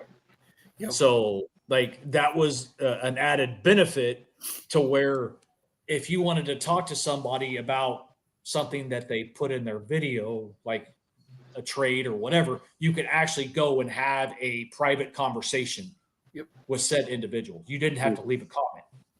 I made many deals through YouTube DMs. Yep. So Dave and I, again, like what are we now? 15 years, Dave? At least 15 or plus. Dave, if like if not 15, we're that or a little more. Michael came later, but it's really weird because call it a clique if you want, because there were cliques back in those days, just like there is now. But back in those days, there was more intermixing of cliques. So, Yeah. like, you could have a significant grouping of people that were always hanging out, always, but members of that group could also be over here in this clique. Mm-hmm. And they were just as close over here, or like different people. I don't know how else to explain it, but I would so The one big circle, then you had like, let's say that other circles were in, like touching that big circle because Venn you had. diagram. I was going to say a Venn diagram. Yep. Yep. That's The best way to explain it. But now, Dave never went anywhere. I've taken multiple hiatuses over the years, but there was a time in which my personal cell phone went on the fritz, and I lost contact with a lot of people. And it took some time to reconnect with some of these people, whether it be through Facebook, or I'd go find an old video, make a comment, or maybe I had their email address, or Messenger, or whatever. Mm. And so Dave and I reconnected 3.5 years ago, 4 years ago. No, it'd be more than that. I was getting more towards the podcast perspective, though, is why I was going like. Because we've been on for quote unquote 5 years. Have we really? So it'd probably be like 5.5. Jesus. It was December of 19, I'll say. Wow. Yeah, I guess it was before COVID. Wow. Man, time flies by. Way too fast. But we reconnected and started having conversations via text, phone calls. StreamYard became a thing. Sometimes we were hanging out in the same stream, so we had opportunities to kind of chat and group chat on a stream, which is ultimately how we met Vinny. And then, like, Dave and I were talking one evening, and he brought it up. He's like, "Hey, I'm thinking about doing this. What are your thoughts?" I'm like, "Hey, I think it's a great idea." He's like, "But I want you to do it." I was like, "What?" He's like, "Yeah, I'm. It's a suggestion that this is something that I want to do because of a lot of the years of experience, and I think that we could probably help some newer people." He's like, "But I didn't fail to mention that, like, it's not just me. Like, you and me are going to do what? You want me to do what?" And like, it went from there. I mean, it's a significantly long answer because there's a lot of history there. But if you go back on the YouTube channel, the Insert Revolution Podcast YouTube channel, all the original episodes were posted on Dave's YouTube channel. Only after, I don't know, 6 months, 8 months. I think it was 10 like months? the beginning of like 2021 is when I made the channel at the end of 2020 just to make it. And then that was like, I think, our end of like 2020. Like, hey, this is we got big news. And that was the dud we laid on everybody. We're just going to a different channel. Yep. So like all the original podcasts are still on Dave's channel. Like, he hasn't removed them. I just downloaded them from his channel and put them in a playlist on the IRP YouTube channel. So they're technically all in one place. But those in the archive from Dave's channel that are on the playlist on the IRP channel don't have the views like it did on Dave's channel. But that's because we wanted to put everything in one place, though, too. I didn't download them and put them on the IRP channel, hoping that we were going to get additional significant views, because that wasn't the purpose. We just wanted them all in one place. Hmm.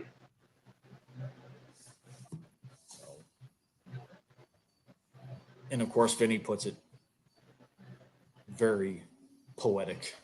Well, yeah, Vinny,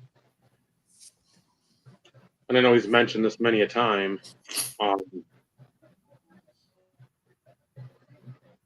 Like he had watched, and again, I don't even remember who he had watched. I think he was a big Jeff Wilson fan, like huge.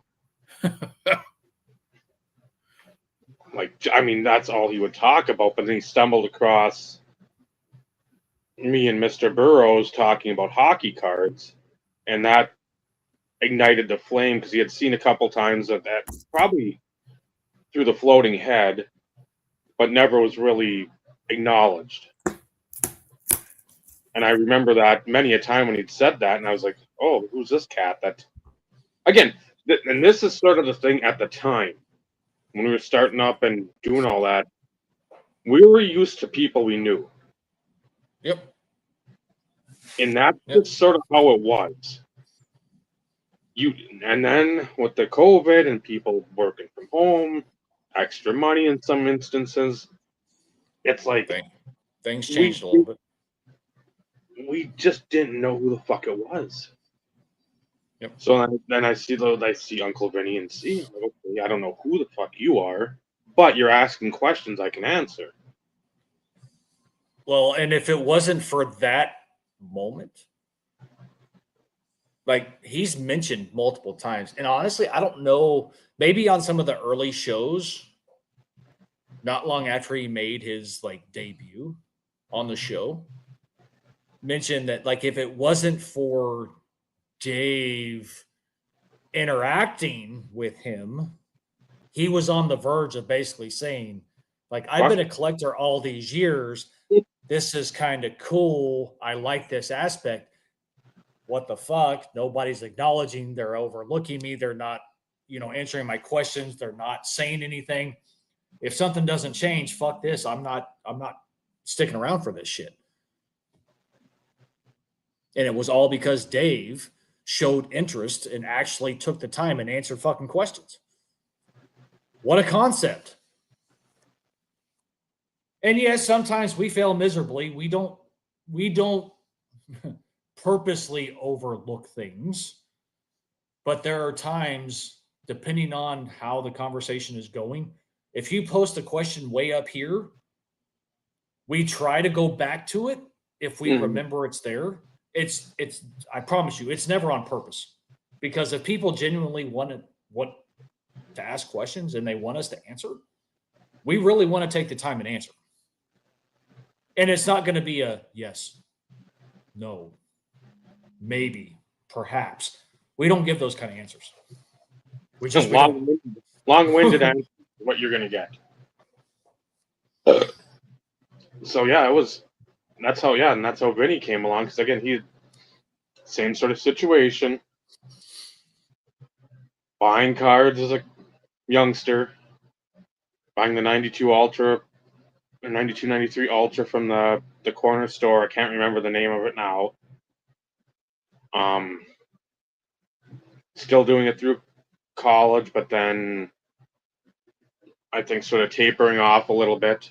Family grows and all that stuff, and doing your career and whatnot. And then I think it was 16. He said he came back, 15 or 16, and then maybe I think what's his name? Hobby Box. He watched the Hobby Box, and that was something that he had done and watched a lot of that stuff. Went back, and I know there's somebody else, but I know, yeah, sort of bopping around trying to find anybody to give him the fucking time of day, and nobody wanted to. And I'm like, I there it is, Cuz's Corner. It just, yeah, I don't like, if you got questions, I don't care if you got 3 followers, you made 1 video. Yeah, Elite Co 3, that was the other one. I don't care if you got 50 followers. I don't care if you got 10,000 followers. Whatever. It doesn't matter. If you got something we can answer, if you got a question for us, even if we can't answer, we're gonna try. Or we'll We're tell direct- you, you know what, we we'll can't answer direct that you- question. Yeah, we'll direct you. Hey, this is more a question for this person. Connect with them. Contact them. But yeah, it's just so much of that hobby. And again, even go back to what I said at the beginning. It's all about the people who have those numbers, the clout chasing. It's like, well, if I make a sale, if I make a sale to Card Collector 2 and I'm in his vlog and he puts my Instagram handle up, I can get like 50 followers. Like, yeah, who fucking cares? If you're showing me fucking turd covered with like burned hair prism parallel or some bullshit tops like FP card, you're not doing much of anything to like light my fire of wanting to interact. If you've got a post where again you're showing, hey, I picked this card up and there is a story. We've said that before. You got a story behind your cards. We're always that interests us. That means it means something more than a resale. A value resale, what you paid for it. More so than something on the algorithm to like bump you up. It's something like, man, when I post it on Instagram, which I never do. Well, not in a long time.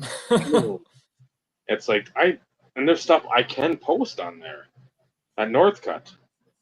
And then the Johnson. I need to post the Johnson to at least tag the dude that shouted me out and like said, hey, you got this? Nope. So, but I'm not sitting there and like every post is like, oh man, here's some Randy Moss patches. Looking for him. Who's got him? And then just like tagging like Randy Moss and everything else in between to get viewers over this way because I don't care. You got one? Great. I might have some interest. If not, great. It doesn't matter. I was trying to remember. There was, hell, I don't even know if it was a show or not, but somebody asked me if, like, I'd ever gotten a like from TD. And I'm like, I don't tag him. I tagged him once. And the only time I tagged him is when I posted my photo op with him. Because, like, to me, that made sense. Mhm. I don't want to potentially because, like, let's face it, like, he's still working. He's got a job. He's coaching. It's a cool concept and a cool idea because I know a lot of people have experienced it. And yes, I would love for it to happen, but it doesn't change anything at all. So, and before I forget, the other thing I wanted to mention, which I'll speak for us. One thing we do pride ourselves on in the event if we provide incorrect information during a show, we usually come back the following show and correct it. Because, like, although, yes, we know a lot of shit, there are times in which we provide incorrect, and it's usually years more than anything. But we do our best to make sure we follow up and correct what we've said from the show prior. Also, if we come up with something, we think of something, we're going to give credit to where that credit is due. That is also true. It would be very nice if the rest of the community, whole community, would do that too. But yeah, I wish more people would give me credit for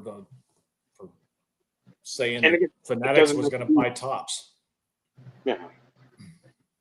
Because I don't remember anybody else during that time saying it. No, not that I heard. And again, there wasn't a ton of stuff because I think that was early 2021, January, one of the first couple episodes. But I mean, there was, because you still had Jeff Wilson. You still had some of the bigger channels, Gary Vee was doing more there. but like I don't.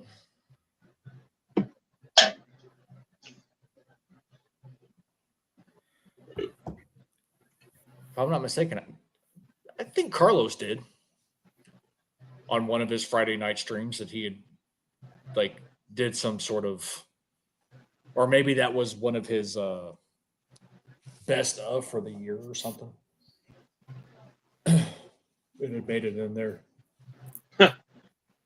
If memory serves me right, even if not, I could see Carlos would be one of the few people who would actually acknowledge the fact that I'm the one who said it. Yeah. I mean, call me crazy, but that's still one of my proudest moments for this show. One of my proudest moments is saying that you're going to be on for 7+ hours, and then you're on for 7 hours and 22 Yeah, minutes. shut up, Dave. Waking up and like, wonder what time they got off on the stream last night, or what time it ended, and like looking, I'm like, I think that's still the record. that's got to be wrong. That can't be right. I think it's still the record. Were you doing math problems? No, like it's the show just it flowed. Like everything just flowed so well. The interactions with the chat, Carlos and I were on point. And as we kind of started getting what seemed to be tired, here came Bobby. So Bobby joined the conversation for a bit, and like we were talking about other stuff, and and then as the night progressed, Bobby was like, "Guys, I gotta go," and then all of a sudden, here comes Mike Canadian Cards. So it was like everything. Like if it wouldn't have flown the way that it did, and Bobby joined when he did, or Mike joined when he did, like there's not a chance in hell that it would have lasted that long. Yeah. But like it just, the conversations were good, the interactions were good, the questions, the commentary, like I don't know how else to explain it. Yeah. But I would have never in my life thought that I would have been on there that long. Because it was always the running joke, who's going to be on to break the record? And everybody was like, yeah, it's going to end up being you. And I'm like, nah, I don't think I can do 6 hours or whatever the hell it was. And it ended up like, 7.5 or some shit. Crazy. Well, I have a feeling if we did this anything other than a Tuesday night during the middle of the week, if this was on a Friday or a Saturday, I don't think it would ever be under 4. No, Probably. I think we get a lot more jumping in too. Right. And I mean, I knew back in the day, and Steve knew the same, if my phone rang and he was the one calling or vice versa, we knew we were going to be on the phone for over 2 hours. At a minimum. Sure. Yeah. At a minimum. At a minimum.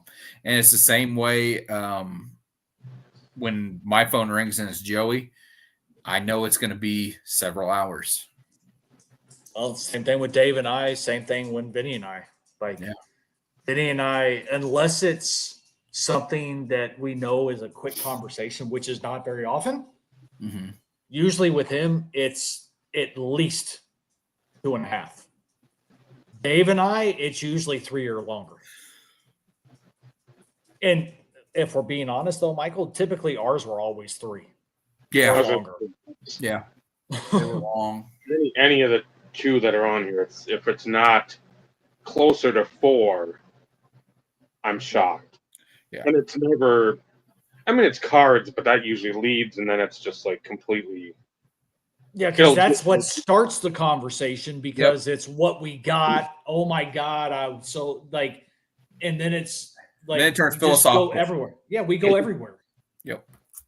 You know, 100%. that's just, I don't, Mike, here, I'm going to be honest. I think if Carlos somehow were to bring us on for Hobby Palooza, he'd never be back. I don't think that matters to him, but like in the scheme of things, we are like controversial in the space.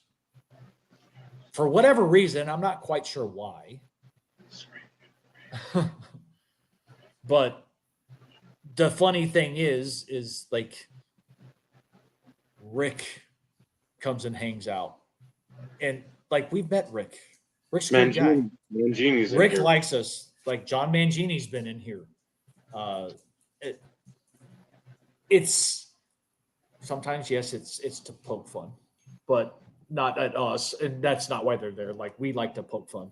Orlando, Yeah. you know, Orlando will tell you one of his like proudest moments in 23 was making sure that he met us. I don't know why. I still don't know. Well, we will never know the true reason why, I guess. But like Orlando, like you can't hate on the guy. You can't. But from a hobby palooza perspective, like Dave was on the first, was it the first go round with JT for Mike the JT, I think I was on both. I don't even know. like JT specific to like the super collector aspect, but like the Mike O thing was The Wheel of Fortune, basically. Like the wrap up show. So he was bringing on multiple people. But that was just Dave as an individual. That was before we became controversial. Before we became polarizing. So, like, again, if Carlos asked us, hey, you want to be on? And if it was the right time slot and we could make it work, we'd be there. But again, I think because that stuff is closely monitored, the individuals that run it, since it's on their channel, they hold the control. They bring the people onto the screen. So, like, they can kick you off at any point in time. So all gonna be vintage again. All vintage all the time. That's all. Modern vintage. No, modern vintage. We're gonna be talking about that. That's gonna be next show. It has to be. And just for context, that's not a term that I made up. That's not a term that Michael made up, Dave made up. It was made in a post by a prominent Instagram individual. I can't call him an influencer because he's not really influencing anything. He just shows really fucking expensive cards. That made a post about a sale of a card from a specific time frame and how much it sold for, and quoted, or I should say coined the phrase, another 8-digit card sold in the modern vintage space or something of the sorts. So yeah, definitely something that I think we need to talk about. Scott, how could you be you and controversial in the same sentence? Sorry, I'm not laughing at you, but like that's not no. I think the most controversial thing about you, Scott, is that you post in here. Yeah, that you're usually always in here hanging out with us. You're doing good. So, but again, like, we appreciate a lot of people. We poke fun at the space only because they poke fun at our space. Actually, most of them don't poke fun. They fucking hate the space because they don't understand it, which is fine. Everybody's entitled to their opinion. The worst part is I will say 95 to 98% of these people that bitch about anything Modern? Fucking collected that before they dumped all their money into Mantle, Mays, Robinson, Williams, Yep. Aaron, Koufax, Drysdale, Rose, Nolan, and the like. So, The Mike, only- no offense. I can't answer that question because I don't dabble in that space technically. Just I don't.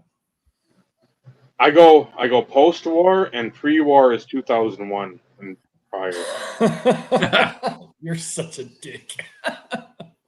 So That's why we love you, though, Dave. it No, because if I'm being honest, I don't know if there's actually a full-on, true, definitive, 100% definition for what qualifies as vintage. Because it's going to change year over year. Because vintage should be a date range, and at some point, as the years continue to progress, the vintage dates should increase over time because it's the amount of time between, or the difference between current date and whatever the last date is from a vintage perspective. That's just my opinion. I would say, for me, I would say 88 and prior.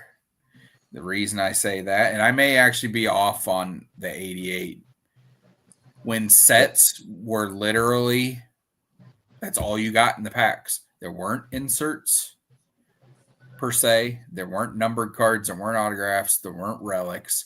It was, here's the checklist. These are the only cards that are in this box. Now, sets back then were 700 plus cards on a lot of sets. Because you had, I mean, that's how I look at it. See, and like for me, I would throw 88 into the junk wax era personally. Well, I think junk wax falls into it now. It does, but like not everybody considers that year is junk wax. Ooh, I But do. see, and well, I do too. Yeah. But again, like you have antique concepts that dictate a certain definition. Right. In the card space, it's different. And there may be some people that somewhat have the same date range, but honestly, I think it's based on interpretation of what the definition could mean. Well, Because like for me, I would sit there and go like, okay, 85. Yeah. Would be the end for vintage. But again, 10 years from now, when it's 2035, shouldn't vintage then go to 95? Are you going to still consider that the pre-junk wax era? You get like there's I don't think there's truly going to be a definitive range. No. Unless you go pre-war, vintage, junk wax, but then you can't say modern, ultra modern, because at some point modern's no longer going to be modern. And it can't fall into the junk wax era because junk wax is only a specific time frame. Unless you want to say that the ultra producing of products then expands the junk wax era. So there's no definitive answer or date range that technically qualifies for anything. Panini 2012 until now is another junk wax era. I don't disagree with that. But again, like that's either modern or ultra modern. Yeah. In the scheme of things, in the current space, that's the definition. But like it's a fucking moving it's a moving target. Yeah, it's a moving scale. So again, like I don't think there's a true definition. But that's the good part of it, because the collector has like a bit of sense is going to know that, and they're not going to be so fucking steadfast in the, well, no, it's 75 to 90. That's the junk wax. It's like, no, fucking shut up. Well, Victor it is doesn't- all about the rookie, though, Rick. So this isn't about rookie conversation. Yeah. This is about eras of cards. Come on, Rick. Help us out here. And see, there's another aspect, Scott, bringing it. Like the gum era ended in 91. But then came No. back and won with Topps Heritage. Correct. And 0304 Bazooka basketball. So, like, but There was again- Bazooka football in 05. Yep. Oh yeah, there was absolutely. So it's like I don't think there will ever be a true definitive answer because it is a moving scale. It's always going to be moving. The only thing that will never change is pre-war. Because that is a definitive date range. Because guess what? It's way the fuck in the past. 2000 and previous. I guess it depends on what war we're talking about, right, Dave? That's the thing. Nobody ever says. There's been multiple since WW2. There's been multiple since But Korea. We have Desert Storm cards. Yep. But that's why I said technically everything is post-war because, like, Revolutionary War, War of I think 1812. There's the been only- war since the beginning of time. I know, but again, like, when did baseball or any sort of baseball cards start? Okay, 1911, 1909, somewhere in that range. Well, guess 1880s. what? Okay, if it goes back that far, I does. wouldn't know because, but again, Revolutionary War, Okay. 1700s, folks. Yeah. So technically, everything is post-war. It's not pre-war. It's post-war. If you're going to use the phrase pre-war, then define it. What war? Granted, for those people who collect it, know what that is, but not everybody does. Yeah, just a blanket statement. Like you're gonna have 2 for sure that overlap, 3 for sure that overlap, that are Right. all in our lifetime, and it's gonna be Junk Wax, Insert Revolution, Jersey era. Yep. Those It's all in not our gonna kind of, all combined, but I mean, you're gonna intersect. have Insert and Junk Wax, Insert and Game Jersey or Game Used era, because of, and that Game Used era is pretty much till like 10 to 12, and then it 14. maybe 15. 15. It still goes to 15, but it's in small doses. So in that's the 15. thing. It starts to like really hit the bottom of the funnel. Yes. So I'd go 14 just to be like, okay, this is where you're really, because at first you're flawless. That's where, if you want to put a bookend, that's going to be your bookend. That's a nice bookend. Again, you can find it afterwards, but you've got to really be cognizant of what you're looking at.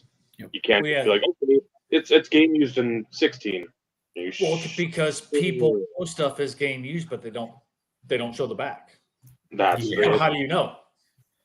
And Or you unless have, there's you big time consigners on eBay that will put game used in the title, and they will show you the back of the card where it says and it's player not. worn, Yep. And Yeah. it's player not. worn or event worn.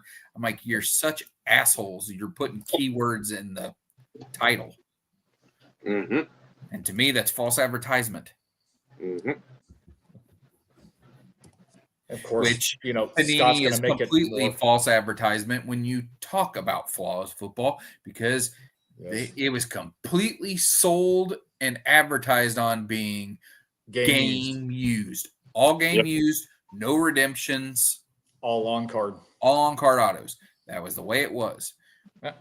They've only maintained on card autographs. Correct. Because if I'm not mistaken, there are redemptions in basketball flawless.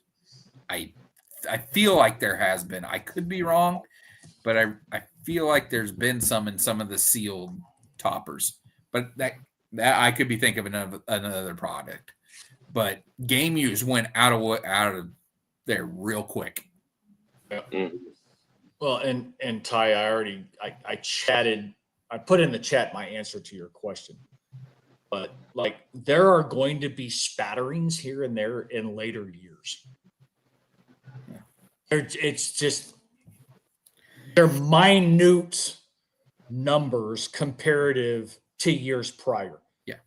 So when we use the term of ending around 2014, even though we know that there were spatterings in 2015, and I know that because I have some game use stuff from 2015, but I also have event worn and player worn shit from 2015. Game use died in Topps football products in 13. Because then it became this isn't from any specific event. Place. And it would say authentic memorabilia on the front instead of game worn material. Yeah. Well, yeah, because and we've all said it. There's a difference between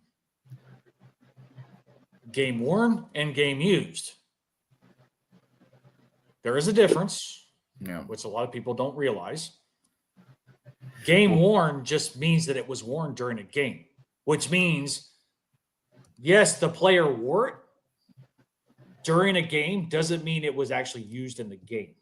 That's, to me, that is more towards the baseball side, because it is from the football side too. There is an interview with Emmitt Smith. That's the reason why I bring it up. Okay. But to us, it doesn't matter. Game worn, game used, to us, it's interchangeable. Yeah. We don't technically differentiate between the two. No. There is a difference. However, to us, it doesn't matter. Yeah. Because game worn, and they kind of use the terms interchangeably on some of the products too. If memory serves me right.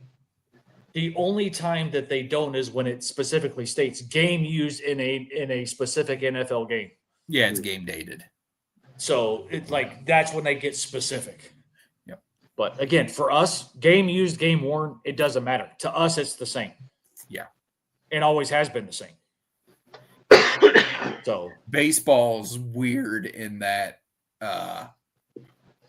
they have, the holograms on there. You can look it up and see what game it is. And turns out Clayton Kershaw wasn't pitching that day. Yeah. But it's a Clayton Kershaw jersey. Yeah, he was riding the pine. He wasn't in the rotation. Yep.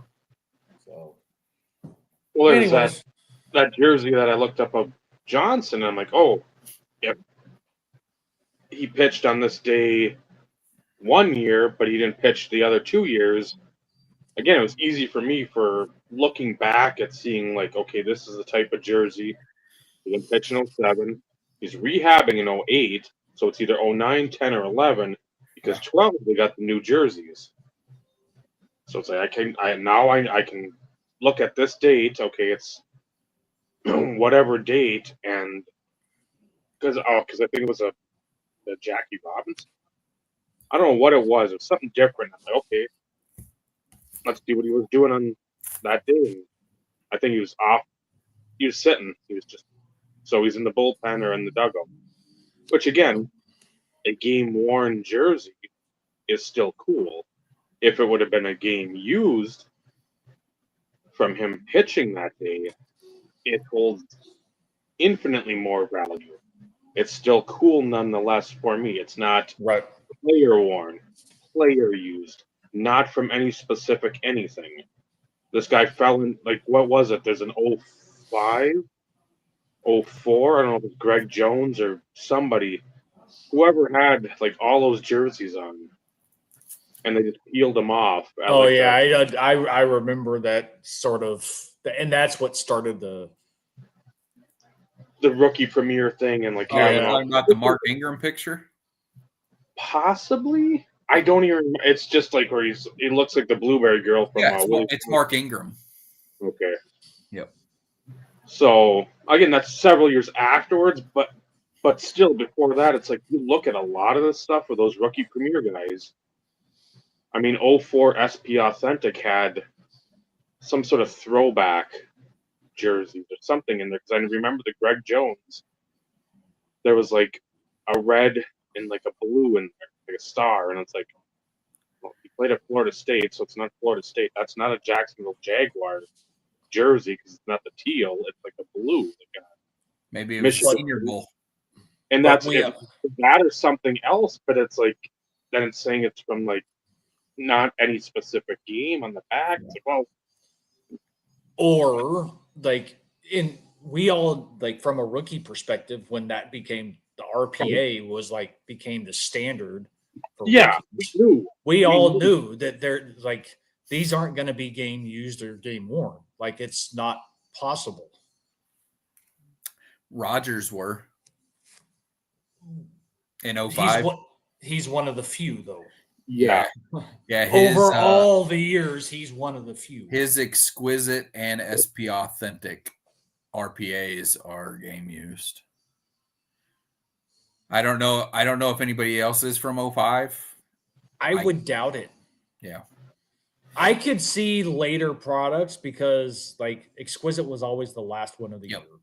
And SP authentic And- was towards the end too. It was also kind of towards the end. So it's possible that some of those could have been because of the time, but it would also be based on when the jerseys would have been acquired in order to make it in And- time for the printing Right. And I think and the assembly, I should say. as far as most recent, the only one has been Gardner Minshew.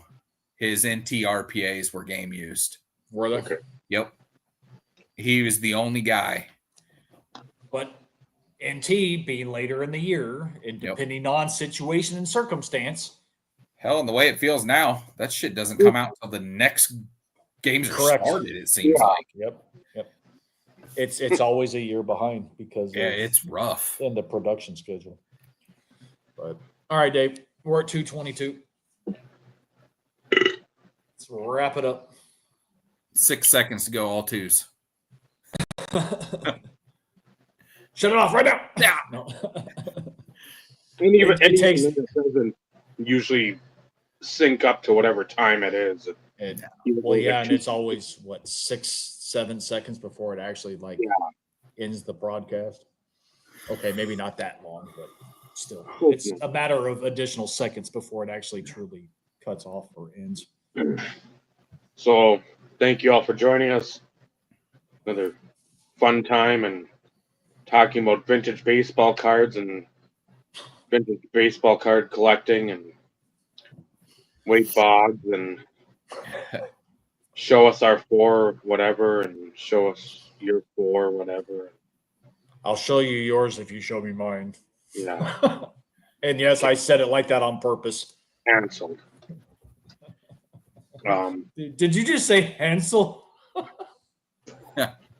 That's what come up on the screen.